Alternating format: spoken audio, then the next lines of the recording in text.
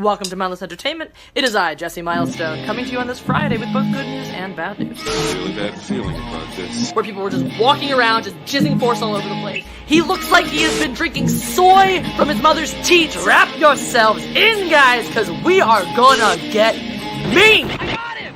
Great kid! Don't get cocky! All right, what's up? Welcome to Mindless Entertainment. My name is Jesse Milestone. Obviously, you guys know that. We are live. It is Tuesday night. You are here with me, the God Empress herself, and I'm joined by the amazing, the talented, the one and only Max Ziegfeld. Hey, everybody. So, Max is a comedian. Yeah, new opening, by the way, before I did. Thanks to this awesome guy, Cody, who does all my amazing graphics. He's got a new YouTube channel. I'll be posting his links at some point, too, so follow him. But thanks for that. And, yeah, Max, welcome to Mindless Entertainment. Thank you for agreeing to be on my humble little YouTube channel. Of course. You like the outfit? I do. I'm a big fan. You know I'm a big fan. Yeah, this is what you get when Liberace screws the Six Flags guy.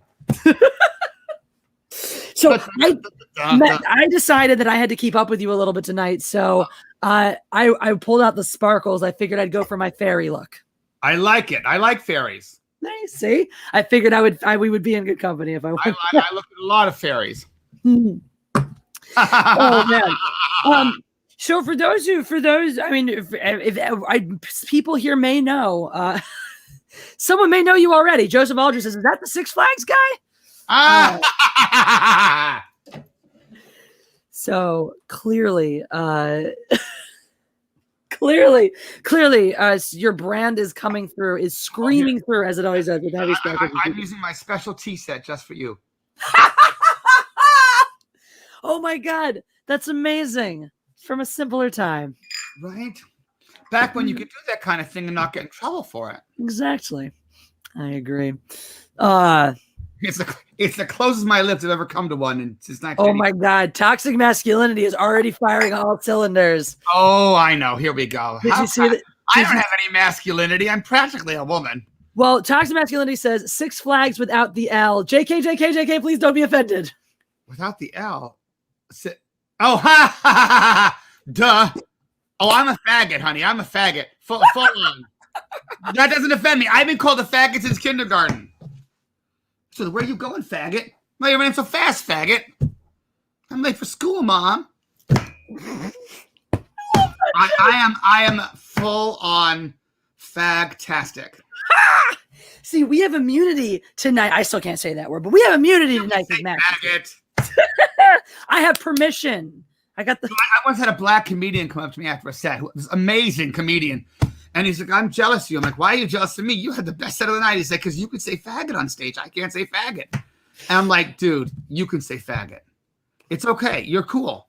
You can say faggot if you suck my dick first. Yes. And he said, but you can say the N-word. I can't say the N-word. That's very true. You can say N with an A, but you can't say N with an R. Because you're cool. You're a black dog. I said, I don't have a black dog. What if I get a little black pussy? He lost his shit.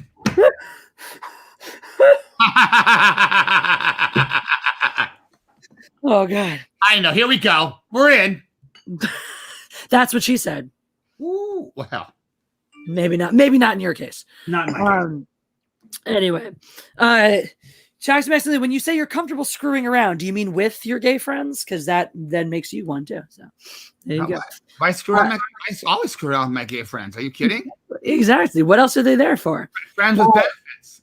He says, I have about 8 different friends that are gay, and so is my cousin, so I'm comfortable screwing around. I'm like, well, obviously, that's what they're there for. And Emily says, I love offensive jokes. They're the best kind. Oh, then we're going to have a really good time, because if there's anything I am, it is offensive. Heavily and highly. When I was in college, Cornish Institute of the Allied Arts, same place that Brendan Fraser went. I remember at the graduation speech, they said, it is better to be offensive than boring. Yep. I am never boring. I am usually offensive. which is why I love you. This is why I responded to your set, right? This is because I've sit there in that damn open mic week in and week out, listening to people come up being like, I'm funny, look at me be edgy and do comedy about killing a dog. Look how edgy it is. I killed a dog. And you're like, whoa, please go away. Yeah.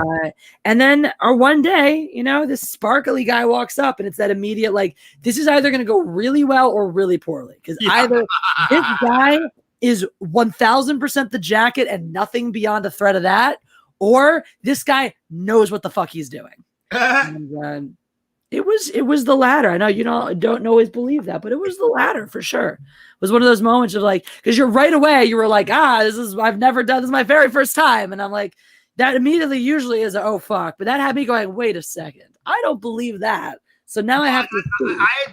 I did stand up 3 times like 15 years earlier. Yep. And then I hadn't done it, and then it was my first open mic, and what's crazy, the very first time I did stand up, I had some friends pushing me to do it all the time. Like, you're hysterical, you got to do. And so a friend of mine was a manager, said, I make this happen. He booked a comedy club. He had like all these comics from the Comedy Store, young up and coming comics. And he says, and you're doing a spot. And they all did 15, 20 minutes. So I did 15, 20 minutes. No one told me you're only supposed to do 3 your first time. I said, I'll do what they do, sure. And I literally wrote down everything funny I said all week and said, I'll do that. And I did really well. And these comics were like, oh, how long have you been doing comedy? Oh, this is my first time. What do you mean your first time? Your first year? Your first one? No, this is my first time really doing it. Like, what? No, really? They couldn't believe it. This guy's like, that's crazy. Now, I don't know how good I really was, but the audience was on me. I had them laughing. I did a whole story about the first time I went down and a girl had an asthma attack and almost died. And that kind of, it went on from there to Holocaust humor about a German guy who was so hot he didn't need an oven. I mean, there were no rules. This was 20 years ago. You could say anything. I'm kicking my light. Excuse me. I'm just so in stitches and I'm kicking that whole thing. I was picking up this German underwear model. Was it gorgeous? And I'll be like, oh, you're so hot. You don't need an oven, So you can't make up for the sins of all 6 million Jews, but you can start. And I want to be the first one. I went on and on and on. His friends were horrified. He thought I was hysterical. I fucking love it. Oh my God, it's beautiful. Oh no, we have a first super chat of the night from our good friend Joseph Aldred. He knows I'm a sucker for that. He says, fine, it's been a while. It's good to see you, Joseph Aldred. I'm glad you're here, but he knows I'm a sucker. I can't not do this. When I was a young boy, my father took me into the city to see a marching band. He said, son, when you grow up, would you be the savior of the broken, the beaten, and the damned? He said, will you defeat them, your demons, and all the non-believers, the plans that they have made? Because one day I'll leave you a phantom to lead you in the summer to join the Black Parade. Joseph Aldred knows that if you start... Wow, that was real shit. I didn't know what was about to happen. It's the intro to Welcome to the Black Parade by My Chemical Romance. And he knows, and most people understand, that if you start me on the first line, it's like Eric Cartman with Come Sail Away in South Park. I gotta at least do the fucking intro. I love Eric Cartman. He's the best. I'm not fat, I'm Big Bone. Screw you guys, I'm going home. What's it? Mama's a bitch, she's a fucking bitch. Remember you. She's stupid bitch. Oh, I love that. He's such a wonderful, wonderful singer. Yeah. Oh, goodness. Thank you, Jeff, for that. Skinny Cecil said, this is hilarious. I agree. That reminds me. I wish Cecil were around. I would love to get Cecil on with you. You would enjoy Cecil. Cecil actually wouldn't know what to do with you because Cecil is our... How do we describe Cecil? Cecil's a wonderful member of our community who is drunk all the time. He sounds kind of like you, but he is not gay. No? I know, it's a shame. Again, he must be Jewish then. If you sound like me, you're either gay or you're Jewish. I don't think he is, though. Actually, no, he might be Jewish. He's from New York. He's probably Jewish. It's never come up. Everyone in New York is a little Jewish. It's true. It's never come up, but exactly. Eat enough pastrami. We let you in the club. Exactly. I may actually have. And depending on the pastrami you eat, it could be multiple clubs. Who knows? All right, I haven't had a drink yet. I'm just gonna give a little splash. Oh, of Like course. a real drink, not like a real drink. Not yet. We got a long way to go. Oh, yeah. We do. We can't die. Jeff isn't even here yet, so we haven't even gotten crazy yet. Almost Tactical says for Jesse singing. Thank you. Aw. And actually, if you like hearing me sing, I'm playing my music now like 3 days a week over on Live It, that other site that I'm on now. I'm singing. I'm playing songs I've written. It's very exciting. Oh my gosh. I've got a lot of songs. Well, speaking of songs we're recording an album for a show I wrote. It was supposed to open off Broadway a year ago, and I was literally flying to New York to like audition the cast, and quarantine happened. It's called Porn Awards, the musical. Jesse saw the LA workshop. I did twice.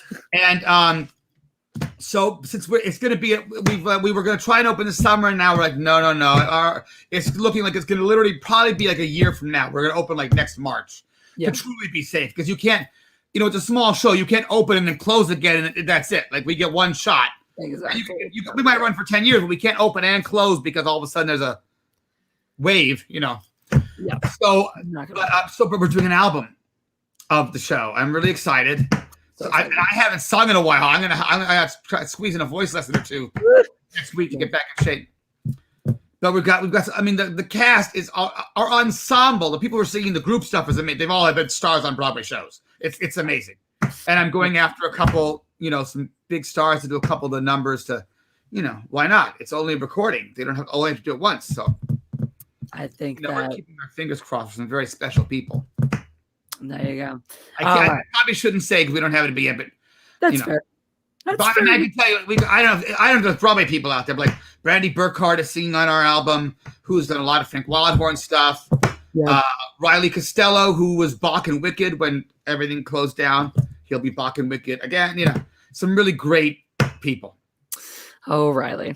And the songs are all dirty. The songs are incredible. Oh my God. Dirty. They're naughty. There's only the really dirty song we cut from the show. What was the really dirty one? The Horny Leprechaun. Oh my God. So given that it's almost St. Patrick's Day.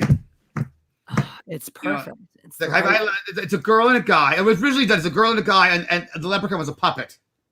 Oh God. Because puppets can say anything. It's like she's like, I love his tiny little legs and hairy little arms. Like, I've got a giant green shillelagh. She goes, he fucks me with it daily. No one can resist me, Lucky Charms. I'll never grow old. If I do what I'm told, he'll grant me my 3 wishes. 1, 2, 3. My thick green bone, as hard as a Blarney stone. The way he fucked me is simply vicious. But it's not, it's gold I'd rob. I love to slob his knob. It's magically delicious. Oh my God. Yeah, it's not in the show anymore, though. We people, it's either their favorite song in the show or like, oh, that was too dirty. So I think that should be your like R-rated epilogue. It's like, if the album is a big hit, maybe we'll release a couple singles or like extra. You release some secret tracks, super secret, super explicit tracks. Right. That would be great. Oh my God, the chat is loving this. I love it too. Joseph Aldred wants to throw his hat, and that's guys. We are here with a comedian.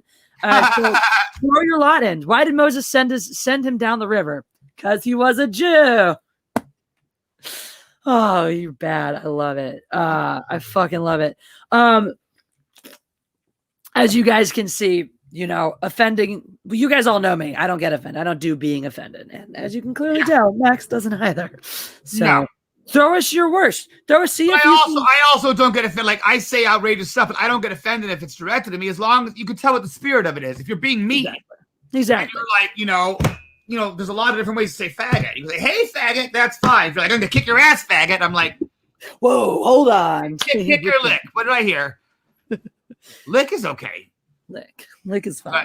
But yes, it's what the spirit behind what it is, if you're joking, you're joking. It's a joke. To me, a joke is a joke. Joke is a joke. If it's meant to be funny, then who cares? And why bother getting it? The worst thing a joke can be to me is just not that funny. You know? No, yeah, well, that's the thing. If it's offensive and not funny, then it's like, Then it's like, why? Oh my God. I can tell you, tell you stories from the guys at Flappers. Every guy between 20 and 30 thinks the way to start his comedy career is to try to say the most vile shit he thinks he can get away with. And I don't know why. And every chick between the same age range thinks that she's got to talk about her vagina and all the guys she's fucked. It's like, all right. Now, I was guilty of that too. I had a lot of sex jokes in my earlier routine. Oh, please. The first booking I had at Flappers, I had a lot of dick jokes. But it was on purpose to be fun. Like, well, I was actually talking about a real thing, which I'm getting older and I'd gone through a really traumatic situation and heart surgery, and for a while I had erectile dysfunction, and so I went to a dick doctor, and they give you a shot in your dick. It's crazy. And so I came up with I told the whole story. And I went, I was still gonna remember it, but they were creative dick jokes. But it was like, but a man, my first routine, like one after another, was like after that shot, my dick was harder than algebra. It was so hard, Peter Dinklage could use it as a chin-up bar. Oh my God. Yes. My dick was stiffer than Kate Spade's body bag. Oh. I can't, I've got another one, but it's too long. There are more. I really, it was like bam, bam, bam, bam. People were just like, what, What is happening? Where did all the dicks come from? Algebra. Almost Tactical says, if it's not funny, I want to know why. When you tell a joke and other people don't find it funny, you want to know why they don't find it funny? Or like when someone tells a joke and no one finds it funny, are you like very interested in the science of why it flopped? Because both of those are weird, but cool things to be. Well, sometimes there's a connection you make in your head the audience isn't making. Like you're seeing a connection that the audience isn't seeing. Yeah, but if you're speaking from a joker, from the telling standpoint of like, well, I tell a joke and it doesn't land, I want to know why it doesn't land. Exactly, that's exactly what you should be asking. Because exactly like you said, there's been so many times where like something's really funny to me, it's hilarious to me, but it does not translate into a joke. Or the cultural references are different. Like when I first did comedy at Flappers, I was telling jokes with references from my generation, which is not that old, but the people in the crowd really, I was like, they don't know who Hugh Downs is. They don't know who 60 Minutes is. They don't know Ann Miller. I'm like, so they weren't getting the references. They didn't know who I was talking about. Like, I have to do the verse like Zsa Zsa Gabor. No one knows who that is. I had to like change it. The joke works, but they didn't know who I was talking about. You got to update. Yeah, dude. I had one joke. I can't remember exactly what it is anymore. But it was written one way with a certain word that it worked better for the joke. The joke just flowed better with that word, but it was like a more complicated word that not everybody got. So I would have to, when that joke was in my set, I would have to listen to my audiences before I went up to figure out if they were a smarter audience or not so smart audience. And if they were a dumb audience, I'd change it to the simpler version of the word. Joke didn't flow quite as good, but hey, you got to do what you got to do. Emily's contribution. My cousin died last Thursday. He needed a blood transfusion, but we didn't know his blood type. He kept telling us to be positive, but it's hard to be cheery with him gone. I always say I'm manic depressive. My blood type is B negative. Exactly. I love that one. Toxic masculinity, don't worry. As everyone's all can say is like, typing is, we get, dude, you of all people, we know 1000% of the time you're joking. You don't have to make any apologies. I'm not serious about anything. Oh, I bet this one of our guys in the chat, he goes by toxic masculinity and all the culture in the same way. Why are you talking about? No, toxic masculinity, one of our listeners. I'm like, what the fuck is all this toxic masculinity? Here, right there. You, not you. Toxic masculinity is here. We have toxic masculinity itself in our chat with us. Oh, yeah. Text messages. Very dangerous. So dangerous. People don't get the tone. I'm like, I was joking. I wasn't serious. Right? It's awful sometimes. I'll just fire something off and then people are like, oh. Yeah, and I'm being ironic. And I'm like, but you can't hear it, so you don't know. Like, I thought you were serious. I'm like, oh, Jesus. God damn it. When have I ever been serious? Right? When have you known me to be serious about things ever at all? I don't know. You know what? I got to do something real quick because I wonder. I'm going to change something Yes. in the description here because I think that the stream is getting flagged because I wrote porn awards in the that's the word porn is finding. And it's not about porn at all. The joke is it's about for best musical porn of the year. It's all they're just naughty numbers. It's like Marie Antoinette says, "Every man in Paris wants my head." Exactly. So there we go. No, it's funny. It's like it's a lot less dirty than Book of Mormon. It's a lot of suggestion and innuendo, which is fun. I think that's So what's missing from so much comedy today is subtlety. It's like, oh, everything's got to be shock value, the biggest, bullshit things in your face constantly all the time. And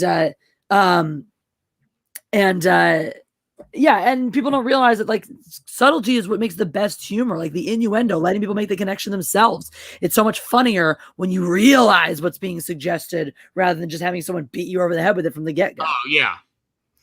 Yeah. What was I say? One of my personal favorite from the show is probably Missing Link. Oh, the caveman number. I do love that one. It's fine. It's so charming. It's a little more overt, but yeah, but it's all still kind of clever. But it's fun and charming. I mean, I love like do you have like the tentacle number too, which is like such a nod to all the weird hentai, Yeah. And we're changing it to a guy now. It's James Blonde, Agent 00 Heaven is going to be a guy. It was a girl. Because then the octopus can undress him and all that. But we're actually getting ready to hire a male singer, a male star. To do octopus to be a guy now. That's amazing. With a non-binary octopus, because octopuses are, There you go. They're sea creatures. They can be whatever they want. They can fuck whoever they want. Too. Whatever, exactly. That's the point. I know people going, what the hell is this about? Octopi fucking people sometimes or not. Who knows? It's cool.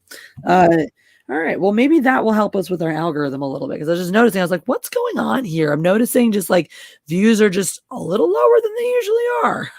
It's the word because I found like I couldn't put an ad on Instagram because I had the word porn in it, and I'm like, but it's not. And I kind of tried to explain it's not porn. It's just it's a joke. And everyone's so fucking sensitive though today. You can't have any fucking thing. And the thing is, it's all automated. They allow me to. They cut me off from cutting ads because like your stuff is too. I'm like they're too on. The thing is, everything's too automated. You need manual review processes that can just discriminate between something that's actually bad or rated R or whatever. A lot of Viagra in the picture, and you can't tell. I'm like It was the joke. It was a sea of Viagra, and there was Tiger Woods, and it said Viagra, good for 18 holes. They blocked my account from putting ads on. I'm like, it's a joke, and it's like it's not like it's really overt. I mean, you have to, Yeah, it's ridiculous. Grandma McWizard says Jeff's still streaming. Tell him to get his ass off. We'll get a bump when Jeff is done streaming too. He's just wrapping up with super chaps, but he will be joining us. Jeff is a huge fan of yours, by the way. I don't know if you know this. Like, he doesn't just tag along because he's the boyfriend and all that. He legitimately is a huge fan of all of your comedy, and he's like, my God, that's awesome. Yeah, no, he absolutely loves you. Did he come to the show? No, you brought another friend to the show. He wasn't out here yet. I brought Isaac the second time. I think I went with my friend. Yeah, Is Isaac a singer? No. He's not. He's an actor. Yeah. Yeah, he's done a bunch of movies and stuff. So. Yeah, I knew he was an actor, but I didn't know if he sang as well because he has that deep voice. I don't think so. He does have a beautiful voice. Yeah. But I don't think he really sings that much. I should ask him though, to find out. I gotta bring him back around one of these days, see how he's doing. He lives around the corner for me, but pandemic, so we haven't seen each other. It's so weird, right? Yeah, it's crazy. We had some weird shit. I was in the bathroom for it, but apparently there was like this huge altercation on the street. I came out, but it was done, but there was like an ambulance there and stuff. Formerly Red Line, it's Isaac C. Singleton Jr., not Isaac Hayes. Although it would be funny if it was Isaac Hayes. Isaac Hayes? Didn't he die or is he still? No, I don't think so. Or is he? I don't think he's dead. Maybe not. Maybe I'm crazy.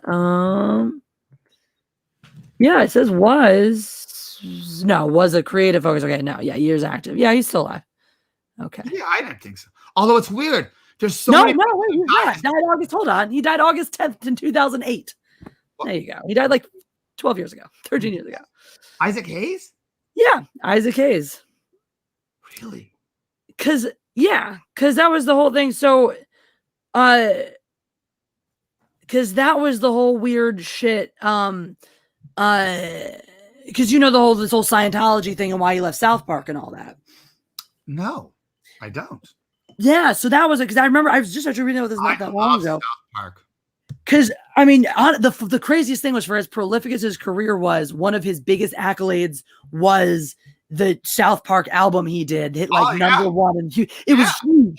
But yeah, he got. Didn't he have a song, Chocolate Salty Balls or something? Chocolate Salty Balls was the song. So apparently I was reading about it was really, really sad because I knew he had gotten involved in Scientology and I knew that was the reason he ultimately left South Park. But I didn't realize apparently a whole bunch of it were so a whole bunch of that he had like a stroke or something or some sort of injury or illness. Oh, shit. Yeah, and the people who were taking care of him were the ones who, were the Scientologists, and they made him quit South Park and do all this stuff and put out these statements. So it's really sad. It was like basically Scientology got a hold of him and just fucked up the end of his life. Yeah, it was really sad. That's horrible. Yeah, it was. On a lighter note, Heroinberg's here. It says Max Ziegfeld opened for Judy Tenuta. We were early converts to Judaism. I love Judy. I adore her. Mm-hmm. I'm hoping that maybe she's going to play the devil in Max Ziegfeld and the Devil. I think that would be amazing. That would be amazing. Yeah.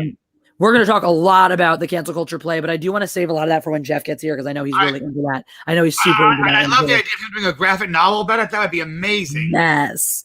No, yeah, and it's. I think it would be so fun. It would be such a great way to.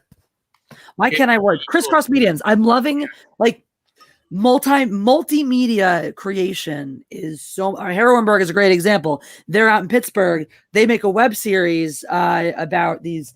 It's female super heroines. And so they have the women who do that. They get a lot of them are also like in bands and stuff like this. They get a lot of local musicians to do the music. They use their songs for the music for the web series. And now they have a comic running of Heroinberg as well. So they're like all the media. Everyone's doing. It's like the thing now. It's not just a show. It's a comic. It's an album. It's a comic, and then we're hoping to maybe do it as because we can't do the show yet. We're talking about doing it as like a radio show, like a podcast. So that every 10-minute episodes of the whole play. So you can you can keep on listening or whatever. And then ideally it'll then be a live show, and then I think it'd actually make a great comedy special. Yeah. I agree. At the end, after it's been live and there's been a thing and a comic book out, then you do it as a special.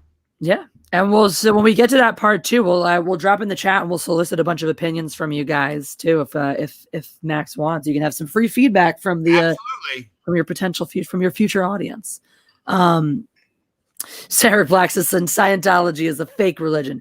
Now, if you want to get is it a religion or is it a cult? Religion, what's the difference?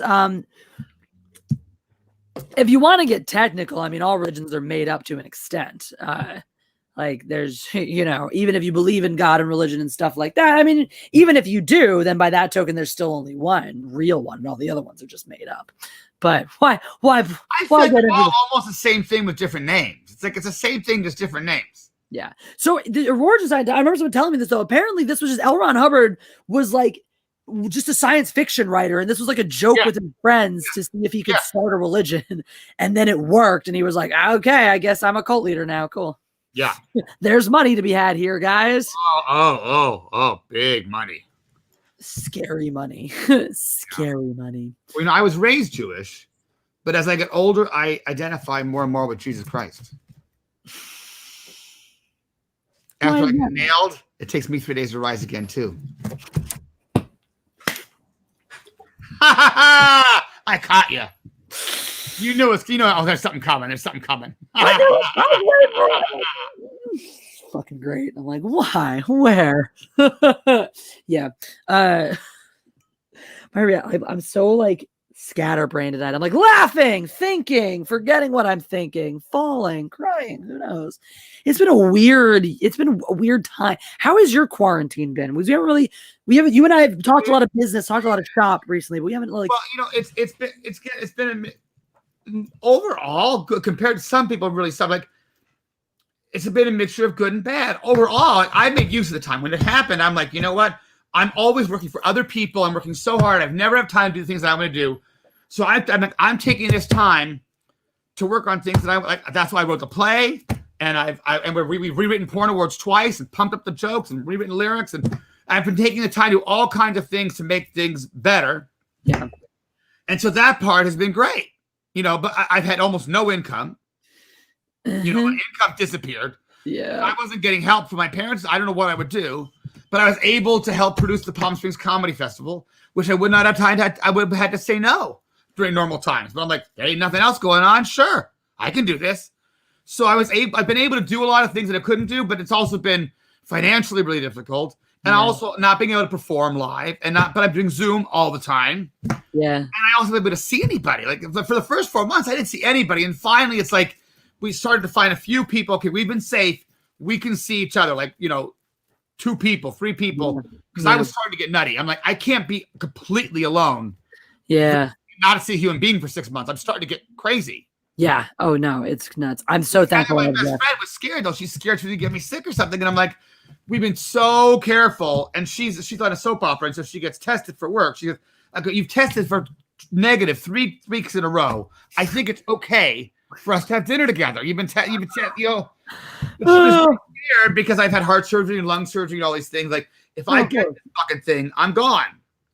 Well, for real. Like, I've had a lot of issues, so like I get bronchitis and pneumonia like every year since I was 6 years old. Like if it hits my lungs, you're fucked. So we've been extra careful, but at this point I'm like, okay, so I'm either going to see you or I'm going to have to see somebody. I can't be alone for 6 months. Like I'm getting nutty. That's true. I took all these classes, all these Zoom classes. They did all this stuff, and after a while, they're just like, I got a cat, which has helped, and I've got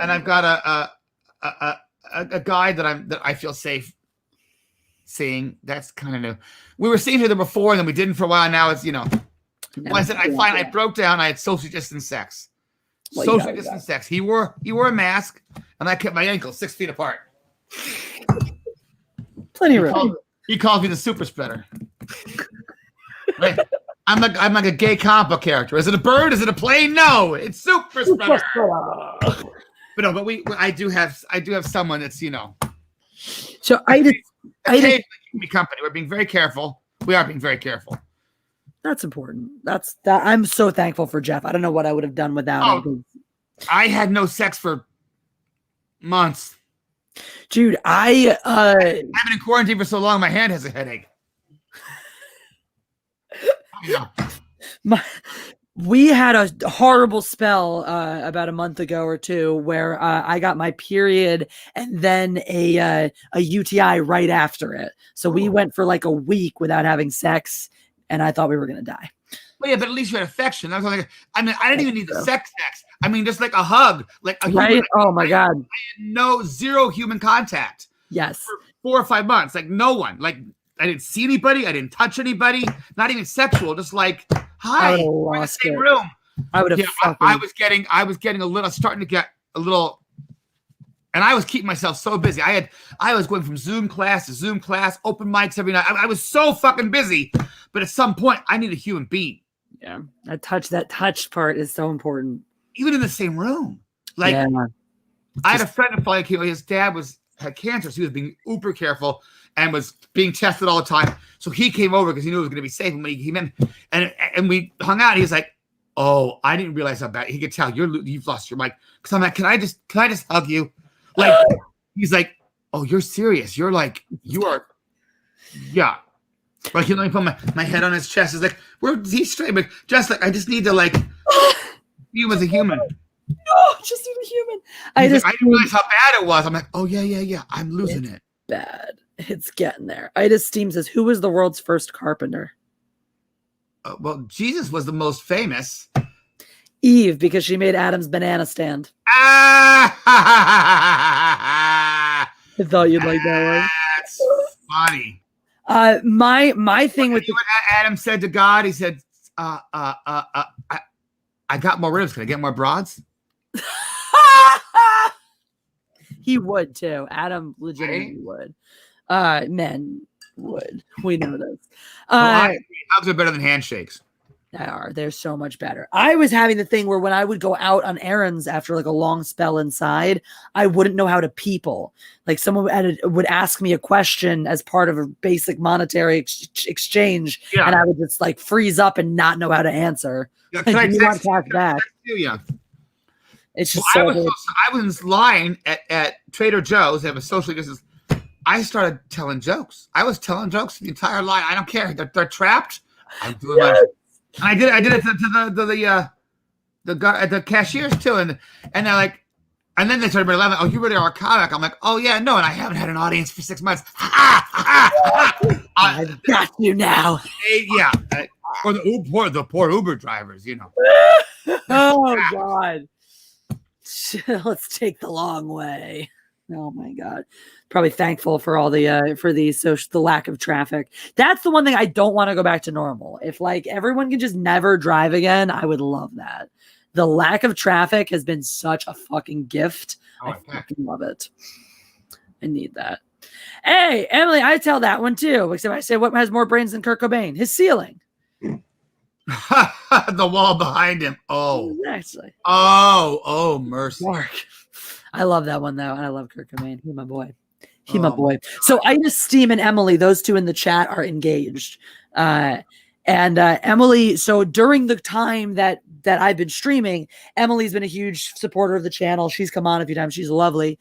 And then she met this Luke guy that we started hearing about. And then one day Ida Steam pops into the chat and we all get introduced to him. And now they're engaged and they're going to get married. And I'm going to go be a God, they met here in the chat? That's where they met? No, they met off on their own up in Canada where they live, but we've been watching their relationship develop via the chat. Canada? Yeah, they're Canadians. But we've been watching their relationship develop in the chat, and it's been wonderful. That's awesome. It's so fun. I love stuff like this. There's and members of the Mindless Mob. That's my crew. They're the Mindless Mob. They meet each other. Friendships have been formed. It's so fun. My God, that's awesome. I've introduced a lot of people that ended up becoming couples or got married or business. Like I'm like, you people need to meet. Let's all have cocktails. And then like we have cocktails and they never separate. Like I have one friend. I invited them both to cocktails. They went home together and have never left. They've lived together ever since. I love that. I know when people are going to gel. Yeah, I did that with two friends that were both looking to move out here. And got them chatting a little bit via Messenger and stuff. And then it just happened that one of them is working remotely. He's traveling around for a job cleaning Corona equipment and stuff. Oh. Happened to be stationed in Wisconsin. She lives in Wisconsin, so they met up to see like, oh, all right, if we're gonna try to live together, do we really hit it off? They really hit it off. Wow. They might have hit it off more than just friends. So hopefully at the very least that doesn't implode before they get out here, but it has. Right. It seems like the very least they get along, really well, and that's amazing. It's awesome. It's like I just was hoping you guys would like maybe be able to room together. I'm like, yep, we're gonna do it. It's great. I'm like, perfect, because I need you to be my new cat sitter and I need you to be my new fencing coach. So you're funny. You're funny. Yeah, I got him ready. I got him on lock. Yar. So you, I think this is one of the things that was clear to me when we first met and you first did your first set for me. I'm gonna say first like 12 more times just to drive the point home. But which was that like you came from comedy. Comedy was like that's what for those who know when you watch an open mic and you see people come up on a mic who don't. Even if you've watched a lot of comedy, even if you've written some jokes and you practice a lot, if you come up on stage for your first time, it usually shows. And you didn't. I think a lot of that was your background, like the people you knew, and. Well, I was an actor a long time ago, so I started out. But yes, I managed actors and I managed a lot of really amazing. I didn't realize how blessed I was until I became a comic myself and went, oh fuck, I wish they were here to talk to.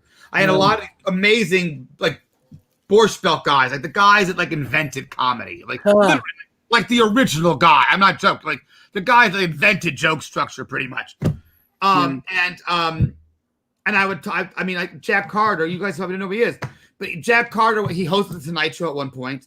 He hosted the very first Tony Awards. He had his own show, the Jack Carter Show. It was like before or after the Tonight Show. Like he was on the Judy Garland Show. He was like one of those first comics, and it started in clubs, and then when TV started, became one of the first ones to have his own show in black. It wasn't black and white TV, and I had it on for 30 years, and I talked to him every day, and I would get jokes every day, and at Christmas or my birthday, I'd get cards with handwritten jokes in them. Oh my God! And so, I mean, I never realized. And then Marty Ingalls, who was Shirley Jones's husband, who passed away too. We would just joke all the time, and he would call and yell and scream at you. Oh God! And I'd cut always, and I would say something funny, and he'd crack up. I'd say, "God damn it, I'm trying to be mad at you." And so that's the reason, because I love Marty. He's an amazing guy, but he was kind of two people. There was the most magnificent guy in the whole world, and there was the Marty who was a little aggressive and crazy. And when he got on a thing. And so, and he would, but I didn't take it personally, because I knew he yelled at everyone. It wasn't like he was yelling at me. He yells at everyone and gets, can be very insulting. But if I could throw it back at him, then he would, and it's why he's like, once, because, he would say, listen, you, and again, he loved me as a person. So when he would insult me and say things, it's like, I knew that it wasn't really, man, but he said, "Listen, you little faggot. I know it's Saturday night, and you probably got a date, but pull the cock out of your mouth. We need to talk some business." Oh God! And I answer the phone. He's like, "Oh, so you couldn't get a date tonight, huh?" And I'm like, "No, I got a date. I was just telling him how much you reminded me of him, because you were both a pain in my ass on Saturday night." I can talk. It's not in my mouth. Don't stop, honey. It's just Marty. What do you need? I fucking love it. I love the guys that just. It was Marty Ingalls' birthday yesterday. Oh. What would have been? I mean, he would have been 85, I think. Happy birthday. Happy birthday, Marty. He is one of the funniest people I've ever met. He and Jack Carter. Yeah. Funniest people I've ever met. I mean, he's the one that got me started on Holocaust jokes. He told Holocaust jokes all the time, and I thought it was hysterical. Oh my God, I fucking love them. And he's like, "Oh yeah, I bend over and pick up the wooden bar of soap on purpose, Hell yeah. Oh, Emily, thank you. What do plastic bags and Michael Jackson have in common? They're both made of plastic and should be kept away from children. Oh my God. Oh, well done. Well done. Oh my God. I love it. My favorite Holocaust joke is this guy dies, 85 years old, Morris Feigenbaum, and he goes to heaven. He was a Holocaust survivor. And so when he gets to heaven, they throw a big party for him. God throws a big party. And in the middle of the cocktail party, Morris tells a Holocaust joke. And all the angels get real quiet. God gets quiet. No one laughs. Well, I guess he had to be there. I love that one so much. That one's such a such a deep cut on that one. Yeah. Oh, that one's such a beautiful. It's like, it really is like, but it sums up everything. It's like, I will fight anyone who tries to go after like that joke in particular, because like that joke is told from a Jewish perspective. It That is. joke is only told for other Holocaust jokes you okay if it's not told by that joke is written from a Jewish perspective. It is, and it's written like the thing is, Holocaust survivors most of them have a great sense of humor. It's how they survive. Like if we couldn't laugh, we know what I mean. It was so ugly. If you couldn't laugh at it, you were never going to make it. So a lot of they have a very dark sense of humor too, but they can, they have to be able to laugh at what happened, because there's no other way to deal with it. You either laugh or you cry. Exactly. It was one of the two. No in between. You either laugh at it because it's so horrible, or there was no other way to no other way to deal with it. Yeah. No, that's I'd have gotten into a lot of trouble. You can only imagine me. I would have gotten into a lot of trouble. Oh my God, forget it. You would either have it. Thing is, if you were in a camp, you would never have died. You would always been taken care of because the one gay Nazi would keep you as his pet. In exchange for you keeping his secret, he'd keep you safe and well fed. Maybe. And well pounded. Fed with something, yeah. Exactly. So that would be good. My angle obviously is just to fall in line and see Kyle, because that's really the problem with me, and why like other Jewier looking Jews won't accept me. It's because they're like, well, fuck, you could have survived. It's like that. And it's like that light skin. Until we saw your circumcision, then you'd be really screwed.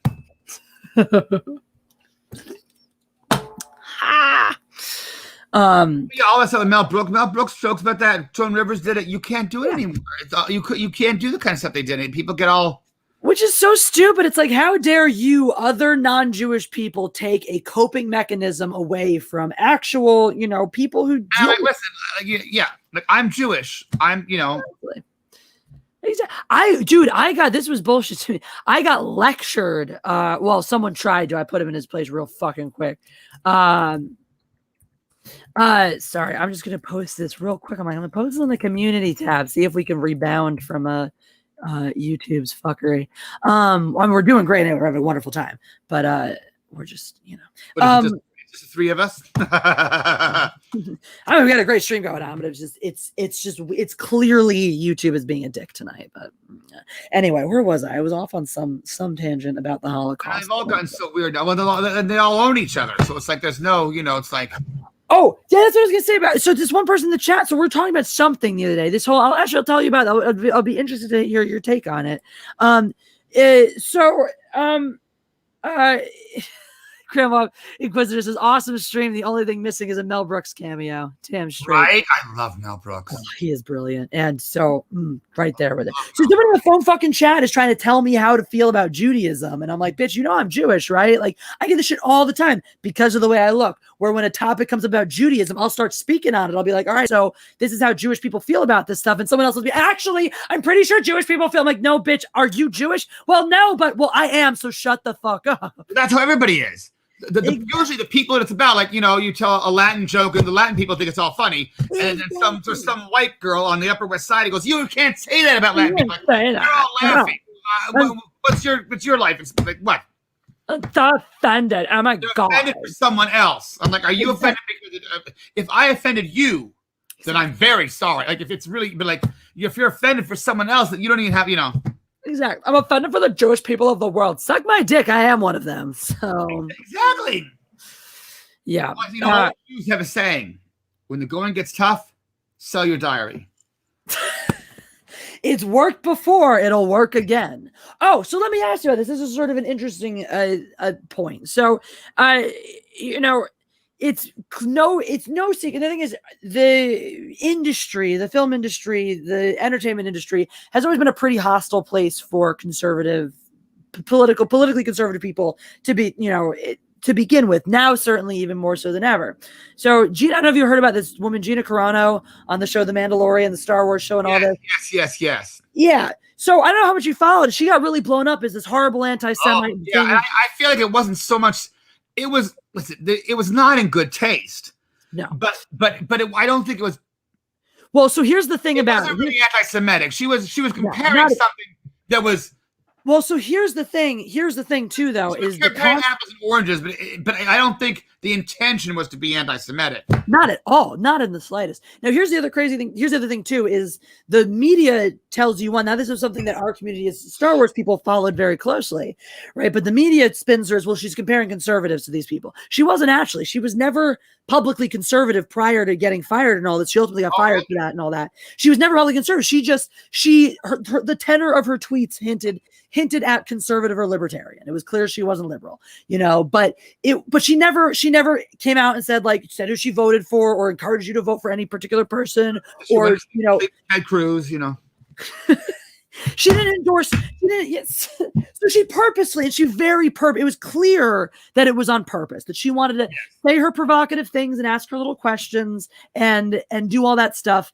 And so it was, it was like, yeah, exactly that. Like my whole thing with that is you just got to know your audience. You just got to realize your position and realize your audience. I don't think she did anything wrong except not be smart enough to understand the politics of the world she was dealing with. Well, I mean, it was in very poor taste. It was not, but I don't believe it was intentionally anti-Semitic. No, not at all. I think her comparing being shunned by certain people was not the same thing as, well, having your family murdered. I'm sorry. It's not the same thing. No, it's not at all. It's not at all. And that's one of the things, like, the thing is, I even get the point she was trying to make with it, but that's such a thing that gets thrown around today is you're a Nazi, everyone's a Nazi this, Nazi that, you're literal Nazis. What's scary now is that there really are Nazis now. There are people that are like that. Yeah. And I don't think there's one of them, but there are people, and they're on the conservative side.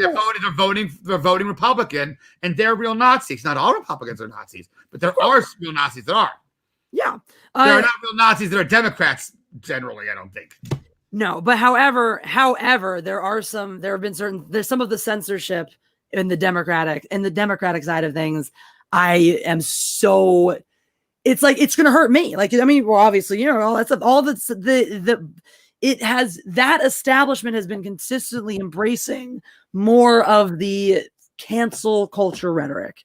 And there's a lot of self-righteous cancel culture going on. There's so much of just like, it's you cancel someone and it's who's next, on to the next, on to the next, on to that. It's not about. You open the paper up, it's like bam, bam, bam, like 50, like 3 more people a day, 3 more people. Pepe Le Pew was canceled. Exactly. Cartoon skunk. Apparently, all the Looney Tunes characters are all being censored now and stuff. Like, and I'm like, my whole thought was like, okay, so he maybe he came across as a little rapey, so don't write him that. You can still have the character redeem him. Maybe make him fall in love with the real skunk this time, or make him, maybe he becomes gay and comes out of the closet. I don't get whatever. Maybe he realizes he was only aggressively pursuing women because he was secretly gay. Exactly. Whatever. Like you can redeem the character. That just like it's not like he really did it. He's a cartoon. Exactly. He's a fucking car. Why can't we accept that fiction is a real thing? Oh my God. Thank you. Right. It's like a C's I'm sorry. Exactly. Like, so what? There's no thing is, how can we have villains anymore if we're not allowed to depict things? Pepe Le Pew is not the hero of that story. Pepe Le Pew was always the bad guy in those cartoons. You're supposed to root for the cat to get away, but how can we have bad guys if they're not allowed to do these things? Is, oh no, it'll just pollute the minds of our children. And he was just hugging. It wasn't like he was like raping. I mean, it was a little aggressive. Mm-hmm. But again, I it's a goddamn cartoon.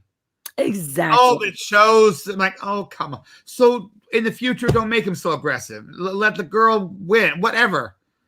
Exactly. Let her win. Let her be the one. Hell, let her rape him instead. That would be the way to do it. Girl power. Unfortunately, that's the way things are going now. It's like, no, girl power is about men raping women. In the cartoon, you stick him in a cell with Bill Cosby. I mean, that could be fun. There are so many ways to redeem this, not just fucking canceling him. Because I love him in the Pew, and he was very Maurice Chevalier. Yeah. He was so fun though. He was so iconic. I think you cannot. Canceling is the most juvenile, immature way to deal with your problems. Well, again, it's a cartoon, so rewrite him, redeem him. You can make him something. He's still fun as being this French kind of lover. He doesn't have to be so aggressive. Write it differently. Exactly. Oh, fun him. I watched the cartoon. He walks by and all the flowers wilt and little bugs die. It's funny. Exactly. You can keep that part. I mean, he can still be stinky. Apparently now, though, Porky Pig can't have a stutter and Daffy Duck can't have a lisp because these are all insensitive now to real people with stutters and lisps. For real? So yeah, this is what I was hearing. This is earlier. This is all. That's what. Why does that's this whole thing? We talk. They move on to the next, to the next, to the next. It's like, oh well, we successfully canceled Pepe. Great. Who are we going to cancel from Looney Tunes next? Like, fuck you guys. How about just let people be happy and enjoy things like cartoons? Christ. That case too. Literally, Porky Pig can't have a stutter. Apparently, that's insensitive to people with stutters. So. Did you hear about the Sia movie? We can talk about that. One's a fun one. That case event. Thank you for the super chat. You're Jewish, but you don't look Jewish. Ha ha. You're hilarious. He always does that to me. Oh, does he? Did you hear about the Sia movie? What? Did you hear about the movie, that woman, the singer Sia, the movie she's making and all the shit that it got? Oh my God. I can't keep up. Every day there's somebody, listen, Ted Cruz should be canceled. Josh Hawley should be canceled. Pepe Le Pew, not the same thing. Not so much. He stinks a lot less. Let me tell you that. He stinks a lot less than Ted Cruz. Hell yeah. Thanks, Cancun. Right. I'm with you on all. It's like, why are we? You distract from the real problems. Everyone's like, that's the thing. Well, I did a little video because it was in my head about that. Mr. Potato Head became non-gender, right? There's all that stuff about it, right? And I'm like, whatever. But at the same week that they made non-gender Mr. Potato Head, or Potato Head, the non-binary vegetable, whatever he's going to be. A potato, literally just a potato. All these bills on the Congress floor for gay rights and trans rights and lesbian, all under attack. And I'm like, this is the problem. Like, okay, we freed the potato. Yeah. And real people are still being persecuted. Exactly. It's the idiotic thing. I'm glad the potato could dress higher once, but apparently, if you're really gay, you're still screwed. Exactly. It's such bullshit. It's like, okay, we're not dealing with the real problem. We're like, no. And you know why? Because changing Mr. Potato Head is a victory that whining spoiled brats can get by sitting and typing on their keyboards and raving on Twitter and not doing real fucking work. I understand as a child, it helps you not be so, your development later on, you're going to grow up without having these labels on you. That's awesome. But there are adult, gay, lesbian, trans people who are under attack, who are having their rights taken away. So it's like, I'm glad that Mr. Potato Head got his rights, but what about us? It's nuts. Exactly. We're not dealing with the real issues. Like, I'm pretty sure that there's real shit going on. I'm pretty sure that kids who grow up with a gender binary potato head doll are going to be fucking fine. But people who are still, I don't know, not able to get safety when they come out, might be like a problem. Aren't allowed to buy a wedding cake or whatever the hell's going on. There was real legislation going on that week. Yeah, here's the craziest part. I don't know if you saw this. And then Marjorie Taylor Greene. Oh my God. Here's some. Oh fuck. He put the Q in cunt. Don't even get me fucking started on her. There's another one too. It's somebody who now, like, his own words says he was in a car accident, and his own words were, I think it gave me brain damage and my brain doesn't work as quickly as it did before, which is why I dropped out of college. And he was elected to Congress. And there was some other senator who was saying all these horrible things. And I'm gonna put it right out there, though. To me, on the other side of it, I don't know how you feel about AOC. To me, she's the same thing. She's the exact same thing on the other side, and she's the progenitor. I get that she's trying to do all this good work and stuff. She's the progenitor of so many of these Mr. Potato Head witch hunts. She is the progenitor of so much distraction from real problems and going after people in her own party just because they're not good enough. It's like, all right, they're not good. She's a little. Listen, I think she has the right motives. I don't think she does at all. Actually, I really don't. It's a little, but she's not. I don't think her motivations are good. Marjorie Taylor Greene. Marjorie Taylor Greene is there's three things in to survive the nuclear holocaust: cockroaches, STDs, and Marjorie Taylor Greene's box of crazy. I mean, like, she's nuts. She is truly destructive. She really is. She really is. That case event. Thank you for the super. I thought you were Mexican. You like beer and tacos. Ha ha ha. I do. I went to a Mexican wedding. They threw rice and beans, and it was delicious. Or did you hear about the Mexican magician? No. He said uno dos and vanished without a trace. It's terrible. That's a bad joke, isn't it? I'm gonna be in trouble now. Yeah, I'll cancel you for that joke. Forget the other ones. Offend me all you want, but please cancel. I got a Latin boys that'll vouch for me. I am definitely not anti-Latin. Oh, no. How could you be? They're so pretty. I mean, come on. Oh, honey. They're the absolute best. If you could open for any comedian, living or dead, who would it be? Living or dead? Living or dead. My Joan Rivers is my favorite. Joan Rivers is my spirit animal. I love her so much. Like, that would be, that would be Oh, Judy, I'm friends with Tony Tripoli was her opener, who I'm friends with. Oh. But yeah, that was, I mean, she was, She was. and I feel like there's a part of our audience that'd be the same because she's very irreverent and very, I love Mel Brooks, but he doesn't really do stand-up. True. No, that is true. 1,000% true. There's you can't open for someone who doesn't do stand-up. Oh, Right. People were asking. They wanted to know Who more else about I love? Who living? I mean, this is off the top of my head. I know I've had a drink, but like Gilbert Gottfried I love him so much. He is amazing. Oh my God, I love him so much. Oh my! But I also feel like if you like Gilbert Gottfried, you'd probably like me. I'm like the gay Gilbert in a way. You so are. It really works. It really makes sense. Because there's other comedians that I love, but I'm not sure we have the same audience. Like John Mulaney. There's always a hope. I like so many people, but like I don't know. Gilbert, to me, Gilbert is the living end. Yeah, Gilbert is. Have you ever heard him do? Have you ever heard him read 50 Shades of Grey? Is it on YouTube? Yes, I think I have seen part of it. Yeah. I love it. Gilbert Gottfried shouting the word clitoris is everything. Oh, somebody was asking, somebody wanted to hear Judy Tenuta stories. Someone was begging for Judy Tenuta stories. I mean, I don't have like stories. Like she's just as sweet as can be. I mean, I know what to say. She's so sweet. She's just a sweet, lovely person. She's funny as hell. But I mean, she's just in person. I mean, there's no story. She's just always delightful. That's awesome. It's true. She's just kind and sweet. That's good to know. I love hearing that about people. I always prefer hearing that about people than the opposite. Lunar Vision says Gilbert's roast of Joan Rivers is the best.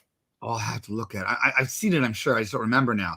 That's kind of the ones I remember. He roasted George Takei. All these gay jokes. I was like, all right, let me remember. How can you tell? How can you tell you're at a gay picnic? All the hot dogs taste like shit.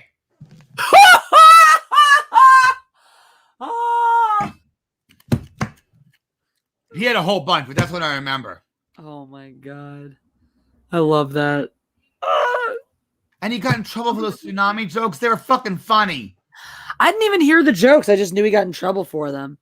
Well, there was apparently a big tsunami in Japan. And again, his idea was like, I'm trying to make light of this. It's a horrible, terrible thing. But, that he's like, I was looking at buying a house in Japan. And I asked the real estate agent, is it near a school? She goes, no, but it will be in 5 minutes. Now, that's funny. I mean, yes, it's a dark, terrible thing that happened, but what are you going to do, But come on, He's just trying to make, that's what he does. He's a comedian. That was my, Jeff would always say Jeff's grandmother passed away last year, and he was a really, really special person to her. And she would always say, though, if you can't joke, you better give it up. Yeah, I mean, that my immediate reaction, something's really horrible, is to get, I'm funny because and you know what? I've had friends that were dying, and I lived through the 80s. They were dying, and I would go and I would make them laugh. And guess what they laughed at? They laughed at sick fucking shit because when you're about to die, you don't give a fuck anymore. And I could make them laugh. And that's all I cared about. I don't care. I would do anything, especially when you're not feeling well. And, and I'm like, that was my gift. I can make people in the worst, most horrible moments laugh. That is, but you got to be willing to say anything. And I did. I don't give a fuck. But that's, Oh my God. Eric Black says we need January 6th jokes. Come on. There's so many missed opportunities with the Viking and the redhead podium stealer. So we refer to that Viking guy as Bison Bitch in our household because he looks like he's wearing a bison on his head. So we call him Bison Bitch. He looks kind of like Rafiki in Lion King. Apparently, he thinks aliens talk to him and is from Arizona. So, he's from Arizona. I've been there, honey. It's. I was honestly, if you had asked me to put money on it, I would have put money on Florida. If you had asked me where he was from, I'd have put money on Florida. Florida, man, that's a fucking. Phoenix is not as bad as Florida, but Phoenix is kind of split. There's some people there, but there's Phoenix is like in its surrounding areas. It's the heat. It cooks your brain. Phoenix and its surrounding areas is like one part rich, stuffy assholes and one part crazy redneck weirdos. Yeah. Yeah. Oh, wow. Thank you, that K2 fan. He says, Gilbert Gottfried played a parrot in Aladdin. No, I had no idea. I've never seen that movie. What's an Aladdin? I love you. He was doing a roast. I forget whose roast it was, and he made it was right after 9/11, and it was in New York, and he made a joke like, "Oh yeah, it took me forever to get here. My plane had to make 2 stops at the World Trade Center."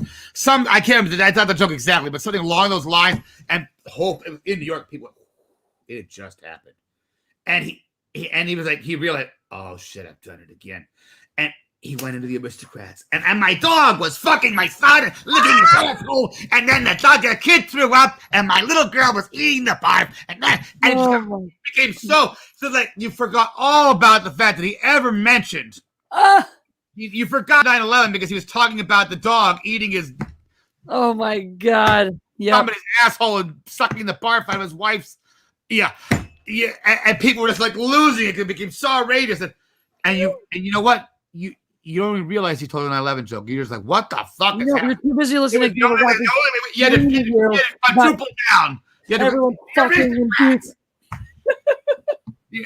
Gilbert Gottfried doing that joke. I love him so much, and I hear he's very, very sweet. I'm really hoping he's going to do my recording. I had to be honest. We'll see. There's a number in the show called Viagra Blues, where all the residents of the Deadwood retirement home are complaining about how they can't have sex anymore and they get Viagra. And oh my God, I wanted to do it so bad. So we'll see. We're keeping our fingers crossed. But I love everything about him. So maybe it'll happen. Maybe. Not bad. I would love that. I would shit a brick. Oh my God. That would be fucking incredible. Jeff and his guys on the podcast, they would lose it too. They love Gilbert Gottfried's Andrew Dice Clay. Oh, he does it in a person. I love Andrew Dice Clay. Have you not? Oh my God. I love Andrew Dice Clay. Oh my God. Hickory dickory dock. Your mother sucked my cock. I caved her eyes and I sealed it shut and then I fucked that one-eyed slut. No, Gilbert Gottfried does a great. I think that's part of my influences are like the classic comedians. Yep. Like Joan Rivers and Mel Brooks and like Jack Carter, all these old and Henny Youngman, that classic stuff. And then it's like Andrew Dice Clay, because those dirty nursery rhymes. Like I don't think I would have written Porn Awards and musical if I hadn't listened to those nursery rhymes in high school. I could say all these things are possible. So his Jack son went up the hill to get a glass of water. Jack came down, went up with a quarter, and Jill came down with $2.50. I fucked it up. Well, he has two sons, right? Yeah. And one of them is a musician, at least. And I think he might be the good. So one of them is good looking, and then the other one looks a lot like him and is a comedian. And he performed at Flappers he used to come and do my open mic, and I didn't know. What? For real? Max, yeah. Max used to come to the open mic. Is he Max Clay? What? Max Clay? Is it? He would go by that's not the real last name. It's so we would go by just S, Max S, or sometimes he would put the full last name on. And I knew it because it's I found it like the first night because someone said to me, honestly, I think it might have been one of the first one or two times that I would. I saw him. He's like I think he's like trying to be the polar opposite. So he comes on stage and it's like, and he just sort of like does awkward silence of getting set up and all this stuff and starts you in this super awkwardness and he's like quiet and uncomfortable and like everything his dad isn't. It's so crazy. So get this though. This is fucking nuts. So I bring my friend to the open mic one night and the two of them hit it off and she goes home with him and fucks Andrew Dice Clay's son and then comes back to me and tells me how it's one of the worst experiences of her life because this man has never eaten pussy, does not even know how to do it and refused to even try. Even I tried it once. Now here's the best part. A couple months after this, Max was back at the club doing his routine, and he comes up doing a set about how he finally licked pussy for the first time. And I'm like, good for fucking you. I'll tell Ginger. I'll see if she wants to come back down. Yeah, well, my God. How old was he? he's like my age. He's like 30 years old. Yeah. They never let the fucking, no one ever taught. This is what happens when you spoil your children. Because I would put money on the fact that Andrew Dice Clay licks a mean pussy. His son, never had to. I get the sense that he does. He certainly talks. He talks about it enough. I mean, he's very talented with his tongue. I can only imagine what else he can do with it. I'm very talented with my tongue. It goes somewhere else. Well, that is between you, your tongue, and some very, very cute guys' buns. Very cute. Oh, and I have a gift. That's what they say. Making people laugh and making people do something else with their bodies. Well, eating ass is like eating Chinese food. You're always hungry an hour later. Jeff always tells me, I think it was a Bond movie, is his friend's best joke ever. They were at a Bond movie and like one of the guys got fed to the Komodo dragon. And the guy, it was a Chinese henchman. And the friend leans over and goes, well, he'll be hungry again in an hour. Oh my God. Oh wow. Oh, I love it. You can corroborate this because this is the thing about comedians is we will do anything for a good joke, for a good punchline. Anything. It doesn't matter. It doesn't matter. You'll hurt your friends. You'll hurt your people you love. You'll sacrifice yourself at the altar of dignity. You'll skirt the bounds of the law. I mean, it's like big enough. Listen, my father passed away recently, and I gave a eulogy, and I'm like, there's no way I can get up to say the serious things I want to say with that. So I literally got up and said, all right, you ready for some dick jokes? The whole place lost it. My mother's like, no. I'm like, all right. But I had to open with it. And then I was going to say, well, my dad's favorite joke was about a midget and a hooker, but I'm not going to tell that one here. Yeah, coming to me. I didn't say man. I said munchkin. I didn't say that's not little person. I don't know. I'll tell you the joke in a second. So and then but I said I'll just do my dad for my favorite jokes that I told, an old jokes, an old Jewish joke that I told that I did tell, but it was the only way. And then of course I got into the real stuff I wanted to say and lost my shit. But I also thought everyone needed to laugh. It was horrible. The old joke that he liked, that I literally said at his like. Anyways, as a Jewish father immigrates to America and saves all of his money so that he can send his child away to college.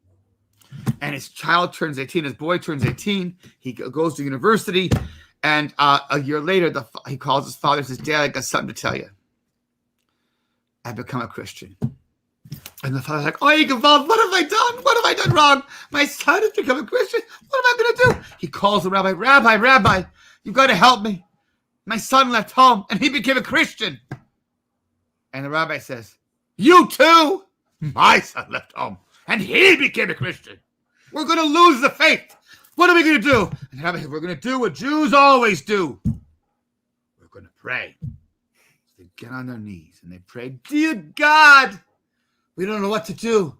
Our sons left home and became Christians. And God looks down. He says, you too? My son left home and he became a Christian.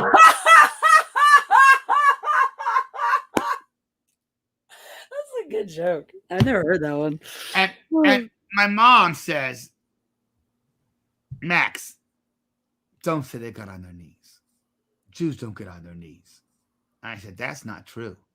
Grandma said that's how you get jewelry.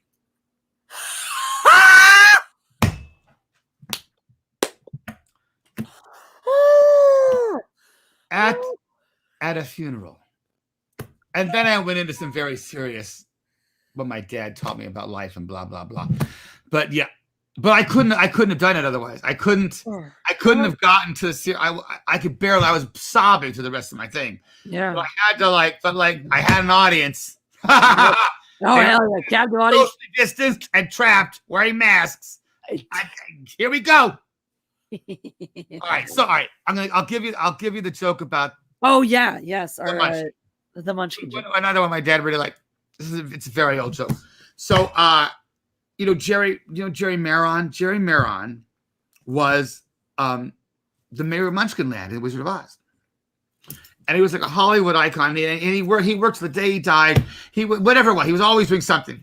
And he had I don't remember his best friend's name, but he and his best friend went for drinks. And they were out of town and they went to the bar. And these two like gorgeous girls, like Playboy centerfold girls sitting at the end of the bar. And they're kind of winking and talking. And the girls are like, well, Bambi says, hey, Bambi, you ever fucked a munchkin? And Veronica says, no. Should we try? Why not? So they move down the bar. They sit next to Jerry and his friend, and they're buying them drinks, and they're chatting the girls up. They're laughing. They're having a great time. And if I said, ladies, would you like to? Our hotel is just across the street. Would you like to join us for a nightcap? Well, sure, we would. We'd love to go. So they go across the street. Now, Jerry's in room 12A, and his best friend is in room 12B. They've got adjoining rooms right next to each other. And the Bambi goes into Jerry's room, and she takes off her clothes. And she's 6 foot tall at heels, boobs bigger than his head. I mean, she had arthritis. And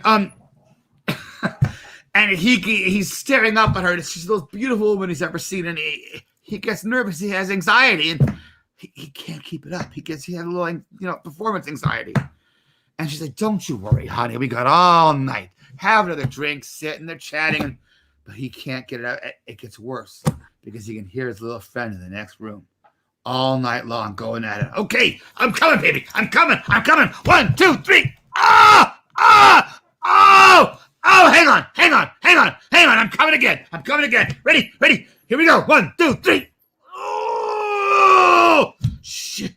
Hang on. Let me catch my breath. I'm coming. Ready? 1, 2, 3. Ah! Oh, that's going to hurt tomorrow. Jerry just sits there crying in his hands all night long. The next morning, they go to the elevator. The girls are gone. And his friend says, so, Jerry, did you have a good time last night? He said, it was horrible. It's the worst night of my life. I couldn't get it up. And his friend says, you think that's bad? I couldn't get on the bed.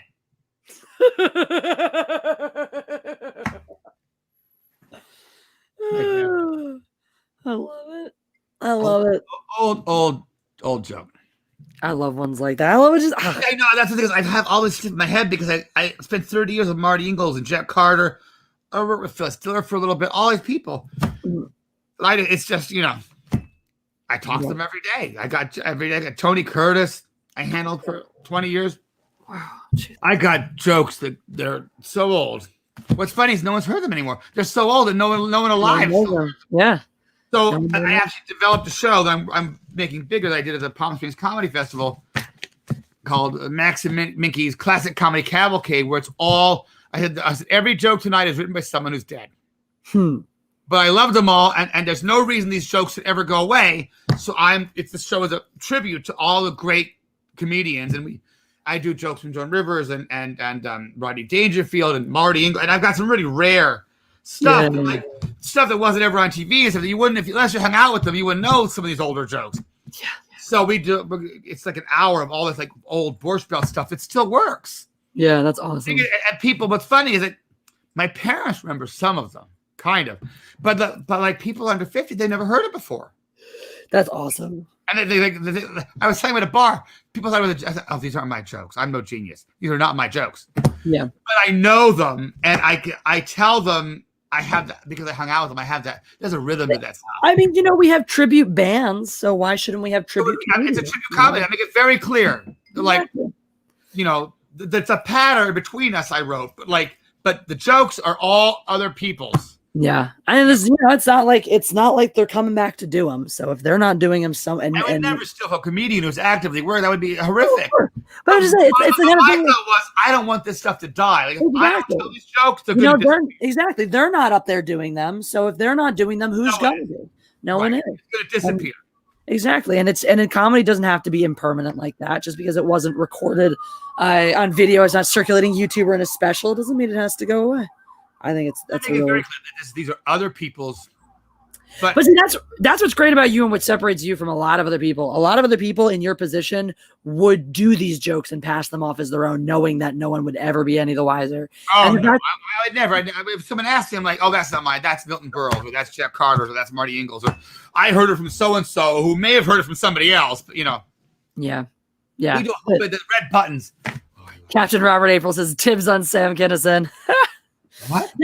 Honestly, dibs on Sam Kinison. That could be I mean, I don't know if you ever thought about that, having cameos. If you have people who do a good versions of someone like a Sam Kinison, who's a very different delivery, Oh, well, this show is specifically like it's supposed to be like it's a salute to Borscht Belt. So right. Yeah, it's your Borscht Belt. It's all specifically really old school stuff from the 30s, 40s, 50s, and 60s. It's really like it's that because those people really are gone, and there really has been it's been a period of time. And two, there's something to be said of those people existed pre the digital era, so there isn't there's not nearly as much of a record. There's not nearly as much of a record of what they've done. And if it is because the stuff they did on TV is not the same stuff they did in the clubs. True, very true. That's what it's yeah. And there's no record. I mean, and there's no record of a lot of that stuff at all. So but I've heard it's. Of course, Nigerian Prince Jeremy would say, "Just take the credit." No, but because I love these people, but again, I'm like, they're well, listen, with Jack Carter, Marty Ingalls, I earn the right to tell a couple jokes.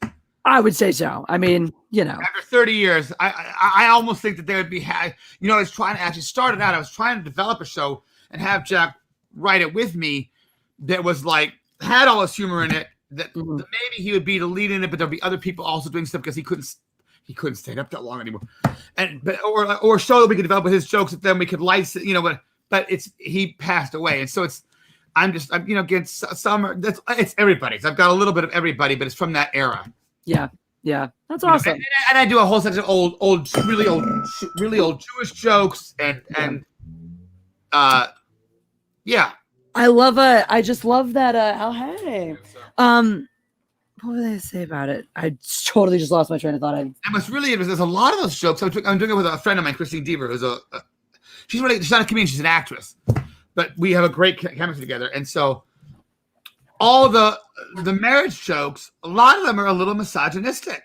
They aren't really meant to be, but they're it's just a different time. Yeah, that's fun. So we gave her all the marriage jokes.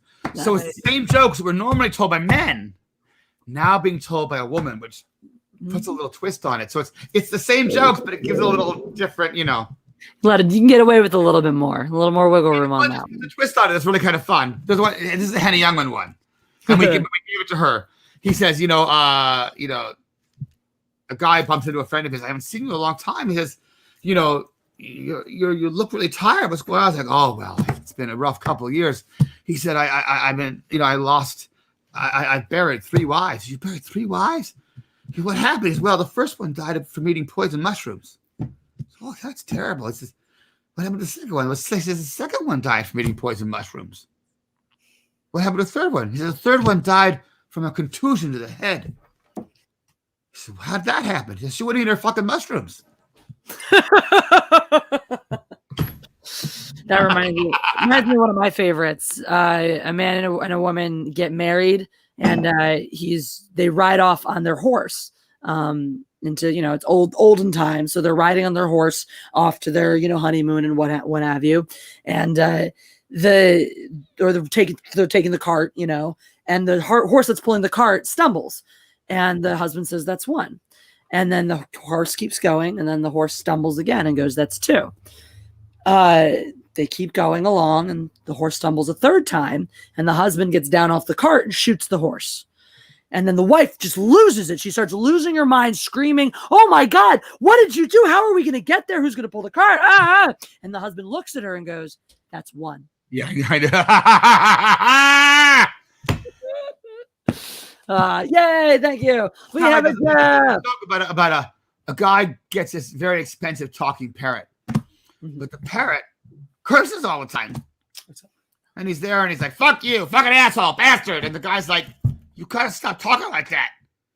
And the guy has a girl come over. You like this jacket? Spark.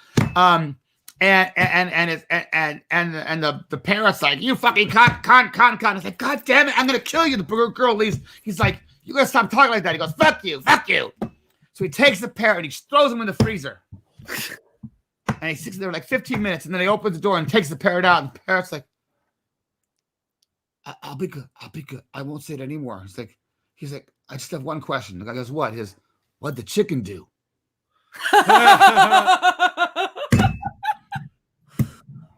Stupid. That's really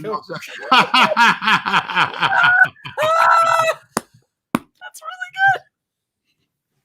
I like that a lot. Again, these are the old jokes. Oh, God.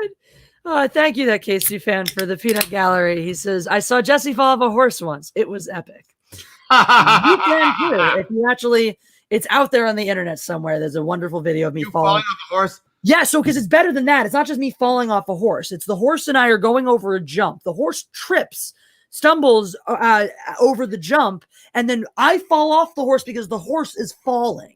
And we kind of have this little synchronized roll, and then he gets back up. What the fuck? He was fine. This is years and years ago. This is my horse, Rocky. He's years and years. He gets back up, and he's cut his lip. So he's totally fine, but he's bleeding a little bit and licking it and just, and he's getting it all over himself. So he looks like an old lady who can't put on his lipstick. Are you talking about the horse now and not your boyfriend, right? We'll never know. If you look between the legs, it's hard to tell the difference. Oh shit. I saw a video once where a gay guy was getting by a horse. He didn't make it. Dion and I saw that video in college. He died for real. It's He hilarious. died. He died, but why would Couldn't be emergency because it's going all fine and well, and then the horse goes, and the guy goes, ah! Yeah, you hear him go. He went to the hospital, and that was the end of that. Oh, that's such a bad way to go. Like, Oh, that's awful. I still laugh so hard at that video. Dude, we're so terrible funny. people. Oh my God. That's so fucked up. So I was saving it till here because I wanted you. I'm going to run to pee, but I'll get Max started on this too, since I know a lot about this already. So we did want to save your cancel culture play for Jeff, because I know that you're really interested in that too. Yeah. So we talked a lot about porn awards, talked about your comedy. Oh, thank you for the super sticker from Anthony. Let's see what that is real quick. Anthony was too scary at.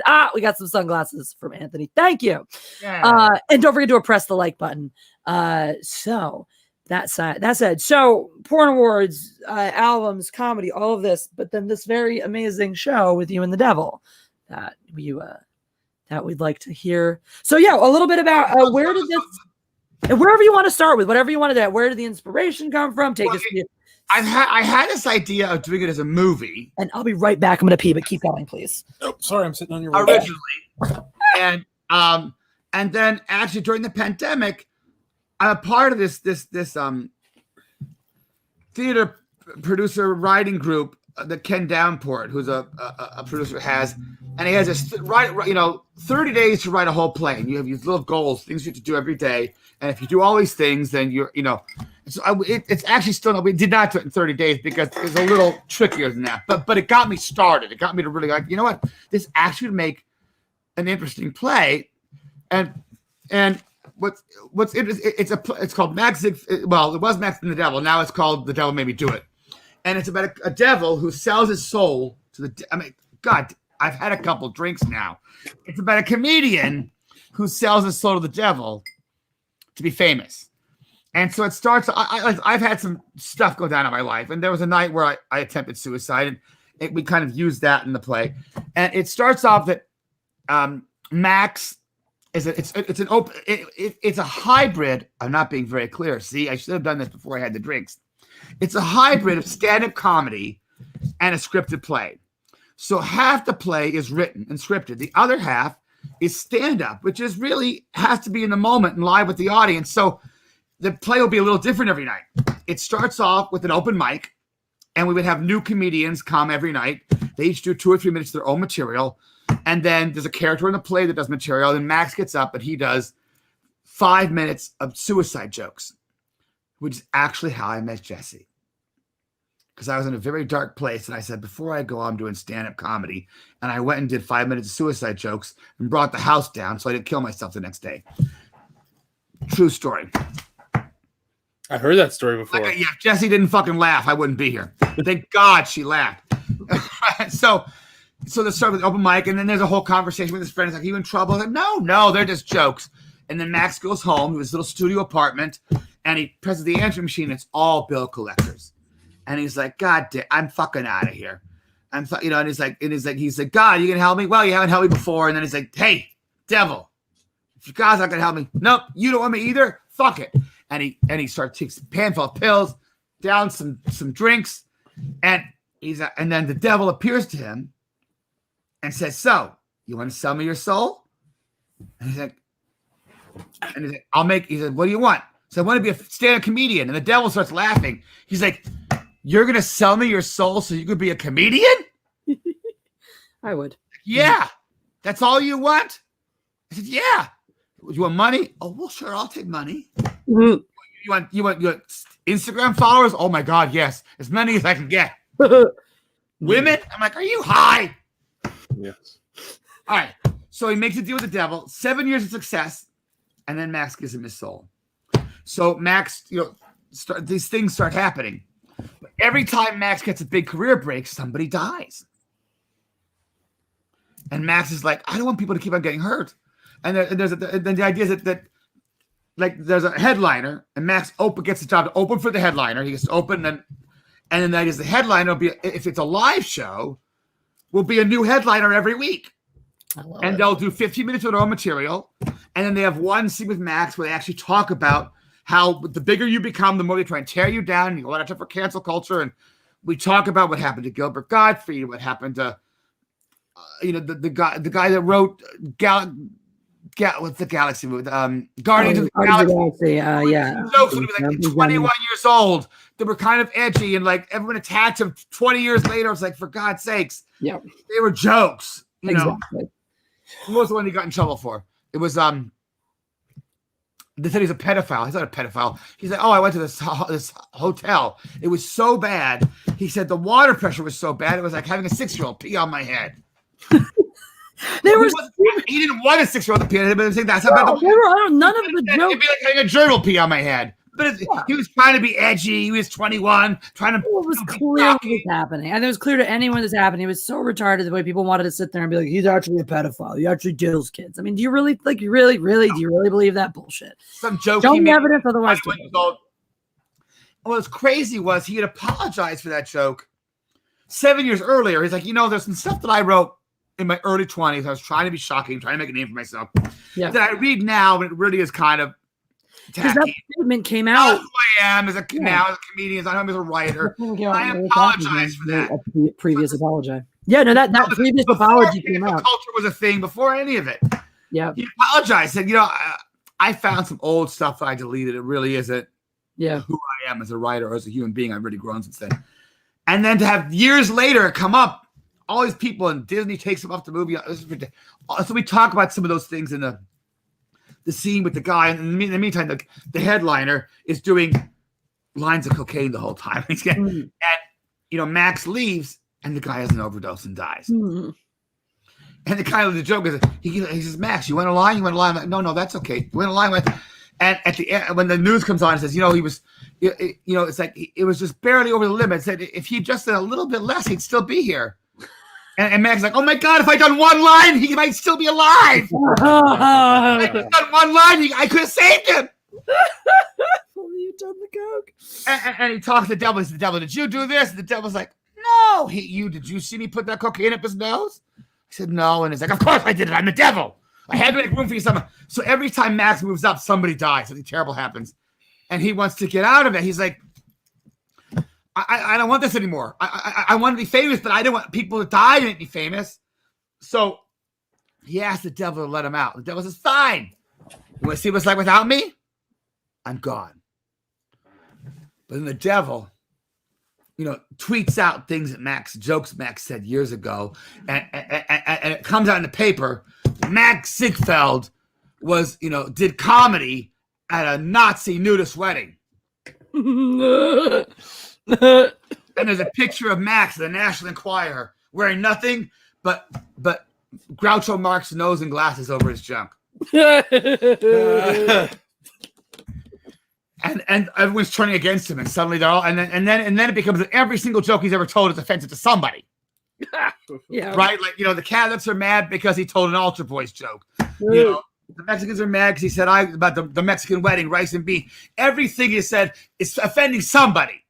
None of it's really offensive, but it's offending somebody. So they're all attacking him. And no one returned his phone calls. John Lowe's be great as the devil, too. And acting. So every single thing that ever comes out of his mouth has offended someone. So he can't be seen in public. People are threatening to kill him. People are threatening to murder him. What about your wife and children? What do they think? And I'm like, wife and children? I think they don't exist. Where have you been? I mean, again, these people that don't know Max at all. It's all taken. I love that. I love that because it's so real. It's exactly that kind of shit. People want to all take it out of context, and they all attack him. They attack him for gay jokes. He's like, and they attack him for being Holocaust jokes, and he's Jewish, and it's like a whole, And he's like, how could you not know that there was a Nazi wedding? I didn't know. They offered me $3,000 before I'm naked. I was broke. I took the money. How am I supposed to know they're Nazis?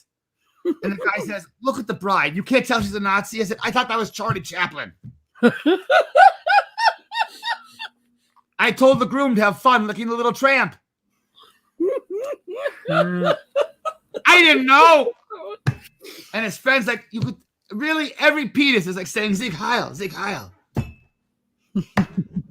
So he gets the whole world has turned against him, and the devil comes back, and he's like, do you want me back? I'm like, I can't leave my house. People spit on me.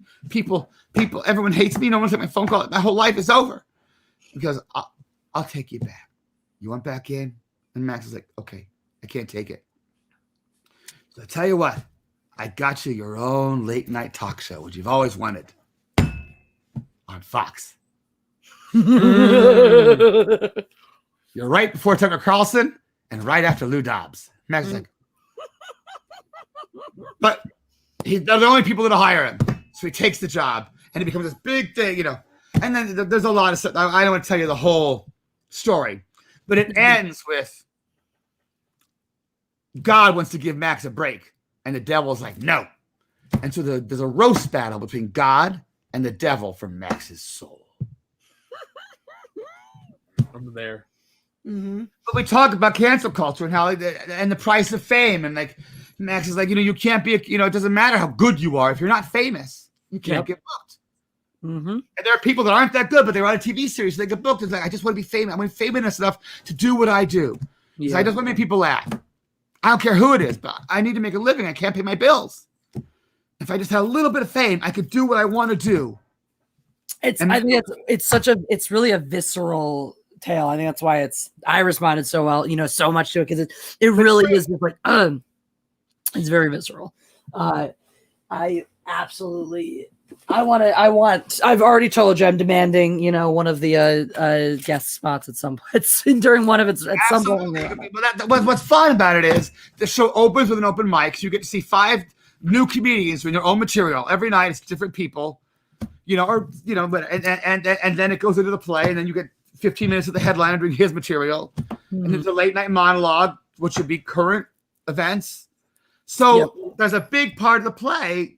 And then Max does his comedy, which some of it is, related to the script, so that stays in, but some of it can be different every night. It can be, it could be a living, breathing thing. So it's part theater, part stand-up, It's its own thing. I like it. And it can be fun because you could literally see the show 3 weeks later, and half the show is going to be different. Exactly. It'll be totally fresh. I love it. And it'll change. The thing is, the whole tenor of it will change depending on who your headliner is. Who the headliner is. Sometimes it could be a black woman. It could be Andrew Dice Clay. It could be Wanda Sykes. It could be somebody different every week. It's going to have a whole different feel. Yeah, no, exactly. It's awesome. I think it's such a fun, as we were talking earlier with multimedia, and this is the one, as we mentioned a little earlier, where we were talking about. Jeff had mentioned when I first told the idea, this would be a great graphic novel. That'd be amazing. you know, and it's And there'd be all kinds of humor, there'll be kinds of jokes in it too. I mean, that would be great for a graphic novel to have like humor and a story. Exactly. It'd be really easy to structure, I think, into that format. You know, it's nice because it's a written format that lends itself to a lot of. It's funny, even though there's so many pictures in it, it lends itself to so much verbiage. Like it asks for words at certain points, and you can you can read comics that are like screenplays that are all stage directions, all pictures and all that, and so little dialogue. And you can read other ones that are, you know, more that are like theater on a page. You know, it's like reading a living script almost. Well, it'll be fun because they get all the visuals and all the stuff, but then you also get to laugh as you're reading this whole thing. Exactly. And Jeff is no stranger to making people laugh with his comics. So thank you. I cracked up reading his. So I can honestly say everyone I gave a copy to, when I watched them read it, they laughed. It's true. And it's not just Jesse. There's multiple people. Yeah. So Jeff is a little funny too. Speaking of funny, since we're getting closer to the end of the show, we've been on for several hours now. I was gonna rope. Well, by several, I mean an hour and 40 minutes. We've been on for closer to not terrible. But this will take us a little bit of time. Because it's my Mad Libs book. It's my adult Mad Libs. So the way we play Mad Libs on this channel is that the chat gets to participate. So every third word, Robert April, Captain Robert April, that's already, I think, in the idea of it is taking the show on the road and then being able to integrate. The idea we go on the road and then we'd probably bring a headliner with us, but the 5 comedians would be local comedians that can come on and be a part of the experience, which is awesome. Exactly. I love it. I think it's awesome. For adult math, so for the way we do our math, yes, the Mad Libs, Eric Black, the Mad Libs are here. So chat, you guys pretty much mostly know how this goes. If not, I will make sure you know ahead of time what your word will be. Every third word will go to you guys, the chat. A super chat will supersede the chat suggestion. And then I'll kick it around to these guys. That K2 fan says, OMG, Jeff, where did you get that shirt? It's awesome. My gray sweater? Yeah, I guess. Polo store? There you have it. The Ralph Lauren Polo store. No, I bought it like or an outlet mall or some shit. It was a good deal. All right. So, Max, since you're our guest, you're going to start. Oh, chat, you guys are working on a number first. So shoot those suggestions. Keep them going quickly so we get to them quickly. But Max, you're going to start us off with a noun tonight. A noun? Yes, any noun you like. Watermelon. Watermelon. Watermelon. Jeff, an adjective, please. How about prickly? Prickly. Ooh, sounds like a date I had once. Good or bad? He shaved 3 days earlier. You know, it's in between.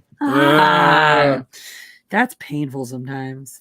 We have a 66. That's all so far. So let's see. Oh, 69. Toxic Masculinity gave us 69. Everyone's favorite number. Pancake. That's our cat, Pancake. Oh, what's your cat's name, Max? Tommy. He's a rescue. He was named Tommy when I got him. Oh, I call him Tommy Tickles. That's cute. I want to meet him one day. Oh, he's so sweet. A little shy, but sweet. Aw, our guys are anything but shy. Yeah. One day, probably not in this crap ass apartment. When we get a nice new place, we'll have you over, and it'll be delightful. Let's see. Billions. Eric Black just says billions.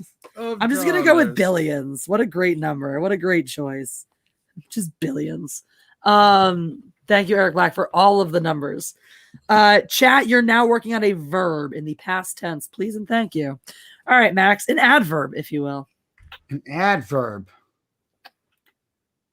Quickly. There you go.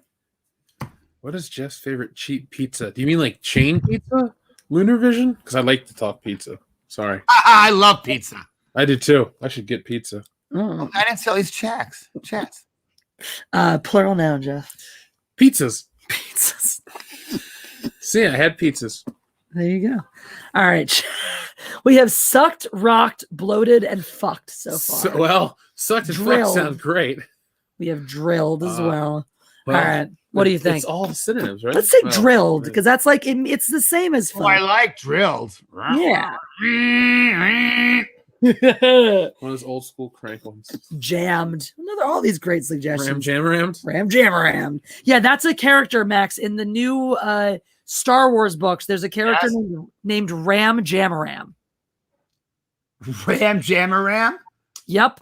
Ram Jamoram. Well. Jammeram. He likes to get jammed and rammed. Rammed in the jam? I'm in. You can ram and jam him. All right, chat. Your next option is a person in the room. And when we do that, that's anybody, either of us three, anybody in our homes, anyone in the chat or in your home. And Max, you're going to give us a celebrity. I'm blank. Mel Brooks. Nice. Respect. We were chatting about Mel Brooks today. I wish you'd been here for more of this because we were talking about Andrew Dice Clay and Gilbert Gottfried and Mel Brooks and all this stuff. I'm just going to go back and watch your stream in front of you. You're going to have to. We'll just have Brett Max back on and when you can actually hang out more. The High Council just ran. It seems like it was a great show though. But you need to give me an adjective now. How about cheaply? Or cheap. Cheap, yeah. Is that a show? He's allowed to make him because he's dating me. Eric Black says pancake. Oh yeah, Shapancake is a person. Shapancake counts as a person. Person? Shapancake the cat. I think Shapancake has made the story. Yeah, good. Shapancake, he deserves it. He's special. Toxic Masculinity's pug, Mr. Wiggles, is an honorary mention. Actually, you know what? Sorry, Shapancake, you've been in stories before. Mr. Wiggles never has been. Mr. Wiggles, it's your time to shine. Look at he looks sad. Oh, are you disappointed, Mr. Pankito? Oh, little pancake. It's okay. That's the voice. It's a Shapancake voice because he's a cat, real cute, and he talks like this. All right, you guys are chat. You guys are gonna do an adjective for us next. Max, you got a type of liquid. A type of liquid? Yes. Champagne. You're very classy. We usually go with piss. Oh God. That sounds like a guy I dated too. Piss covered strawberries is now a delicacy in our household. So. Well, not really. But. These things become canon. Just always make sure your food is at the ass end of nowhere free. It's very bad for you. Don't worry about it. So what did I say? Chat's working on an adjective. Jeff, you have a verb past tense.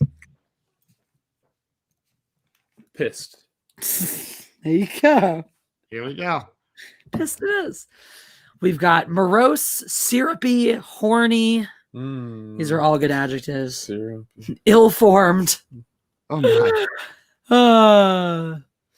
Alrighty. I think living together is a few steps beyond dating. Yeah, we're basically married. But, nice. I love you. Love you too. Leaky, sparkly. These are good. Which do I burning? Jeff, talk about the pissed strawberries and how they are made. Well, first you get freeze-dried strawberries. That's my personal recipe. Then you rehydrate the strawberries in piss and then cover the strawberries again in piss. So it's piss covered, rehydrated strawberries. It's the next level. It's like concentrate. Max is so upset. I just made that up. All right, let's see. Wow. Shall we take horny from the chat? That seems good. Horny's always good. Horny is always good. It's my preferred state of being. It's my base state of being. Oh, dear. Chat, you guys are going to hook us up with another adjective. Yeah, Malcolm Willis says, Jesus, I joined at the wrong time or the right time. If you are just joining, if you've missed any of this chat, definitely go back. This one's worth going back and watching. It is chock full of jokes. Max had us in stitches the entire night. All right, so 1, 2, 3. So yeah, chat's working adjective. Yeah, Max, you get an animal this time. Giraffe. Excellent. I'm giggling because I already know what this shit's gonna be. But you guys, all right, now.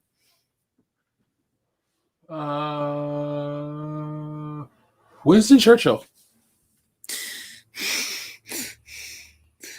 All right. Just feeling very patriotic for a country that's not mine.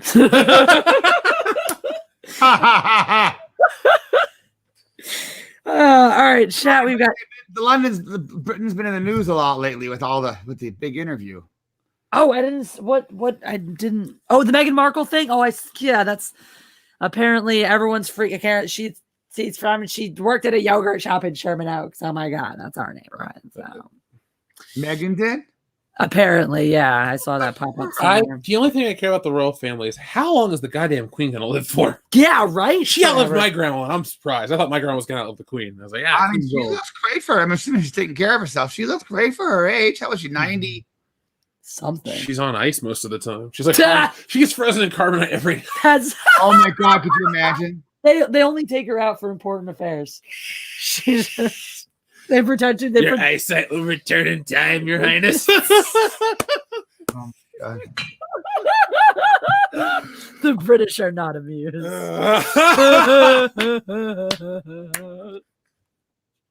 We're amused. Oh, that's all that matters. Oh God. What do we got? Itchy. Yeah. We've got bouncy. And all those other ones from before. How do you feel about itchy? Is it a good enough adjective for us, Max? Ooh, yeah, it's good. It's making me. I'm just thinking about it. Right.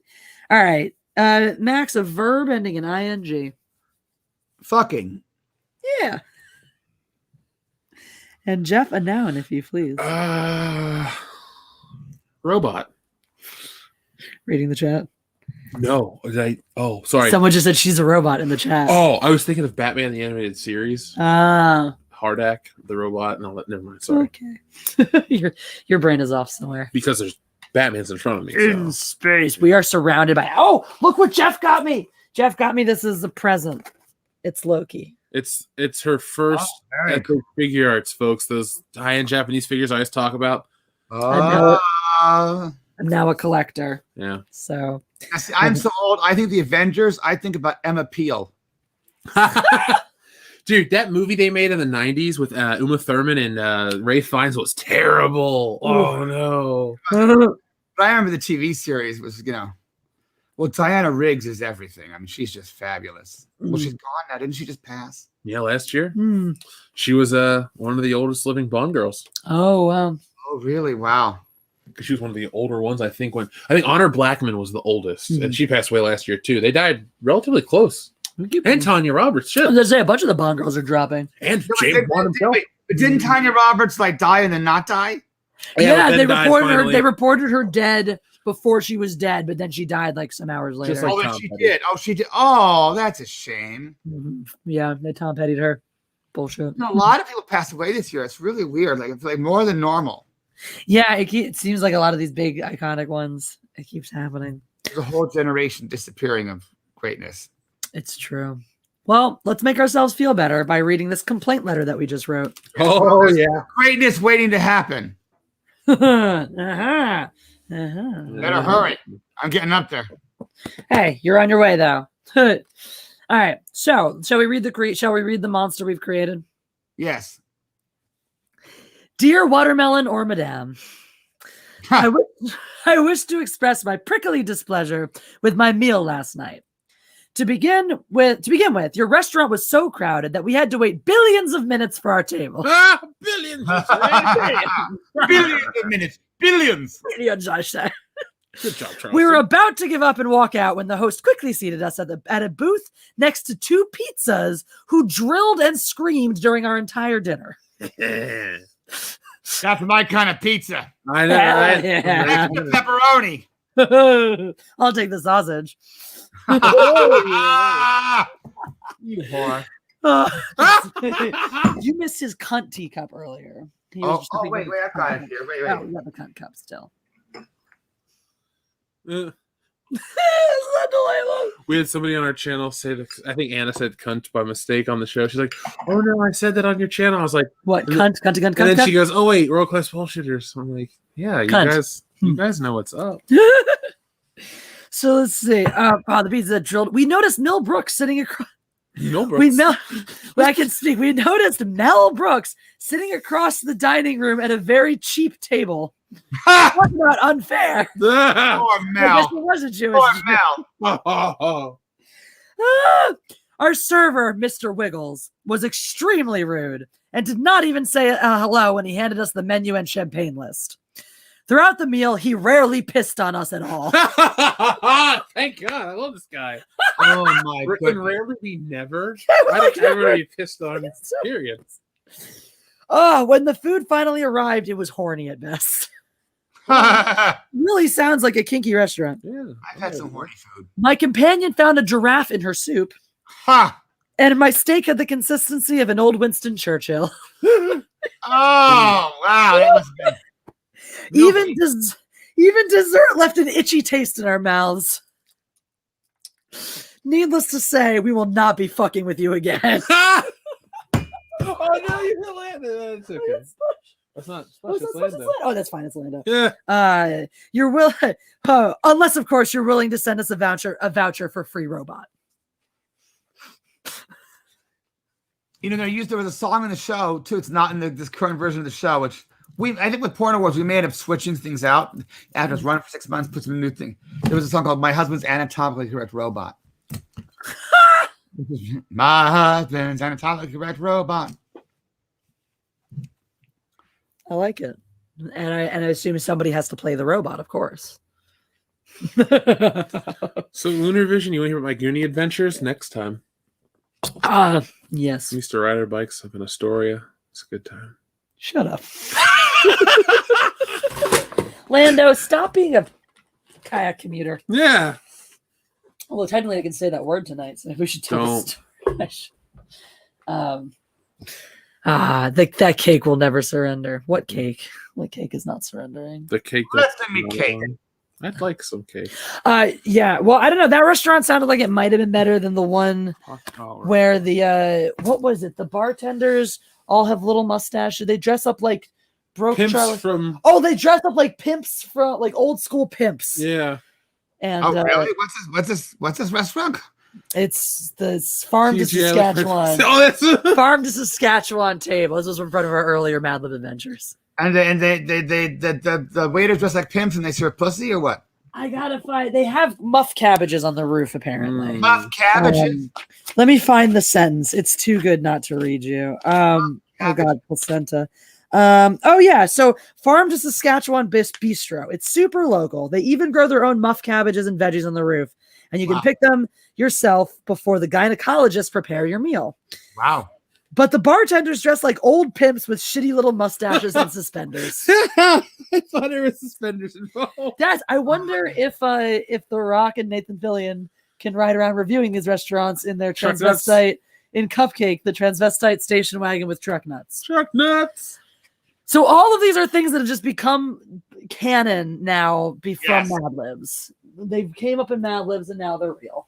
So if you ever need a gold mine for insanity, you're always welcome to come visit us. Oh, you know, I've got lots of insanity.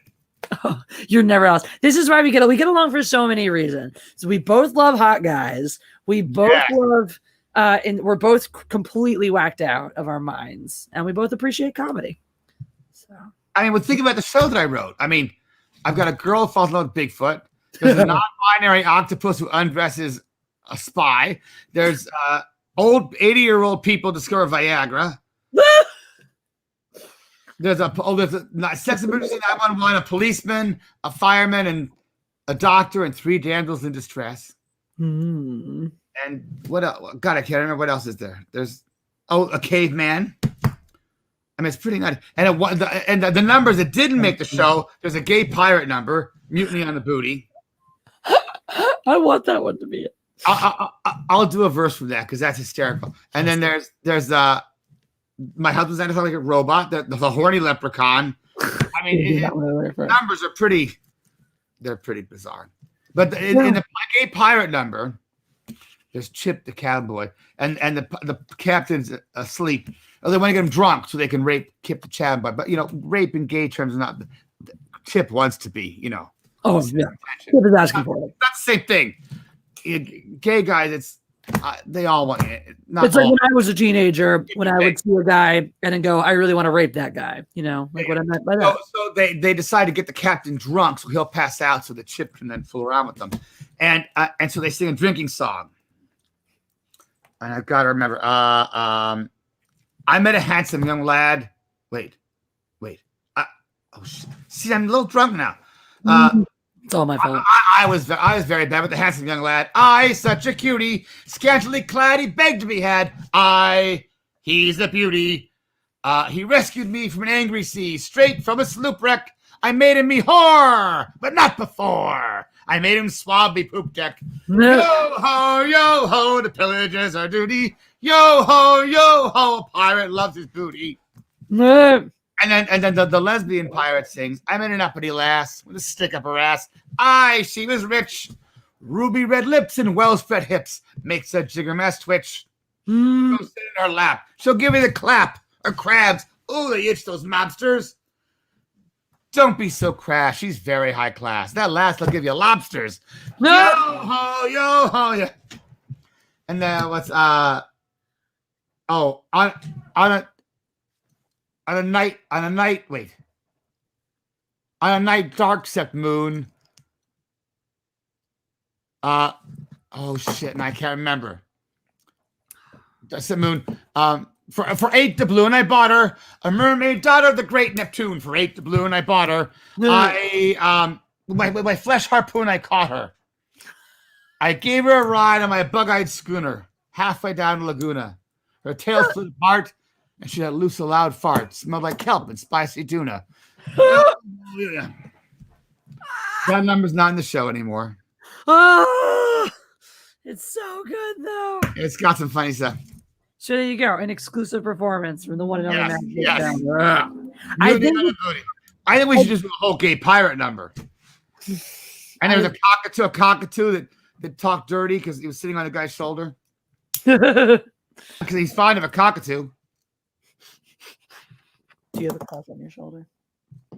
No, that's not my shoulder. So I think that's gonna take us. I think our gay pirates are. Tags my sister said I thought there would be a pegged leg joke in there. Oh, there is. There's the long Dong Silver and his There's it's all in there. It's all. It all fits somehow. Well, that I think is going to take us to the end of our show tonight. Thank you, Max, so much for coming on, for being a part of my channel.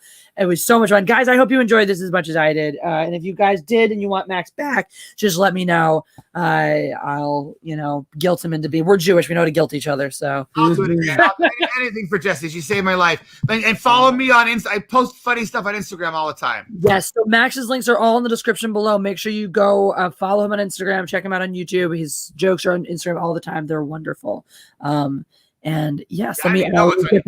Actually, I did in the very beginning of quarantine, I took this production class, and so I actually did a shortened version of the very beginning of the Devil story with me playing the devil and myself. Mm-hmm. Like a 5-minute version. It's kind of, I was bored and had a camera, so I did some. It's cute. So here's Max's Instagram. It's just Max Ziegfeld. You guys could find him over yonder. It's in the description. Like I said, all his links are in the description. But there's the Insta right there. So lots of jokes there all the time. Make sure you guys check that out. Lando, thank you for party crashing the end of our stream. But yeah, so you guys know where to find Max now. And like I said, if you want more of him, you just let me know. We'll bring Max all the time. Tax actually says Max every day. People definitely loved having you here. I loved having you here. You're wonderful. I can't wait till I can give you a big ol' hug in person one of these days. Yes. But till then, we're going to say goodnight. God Empress out.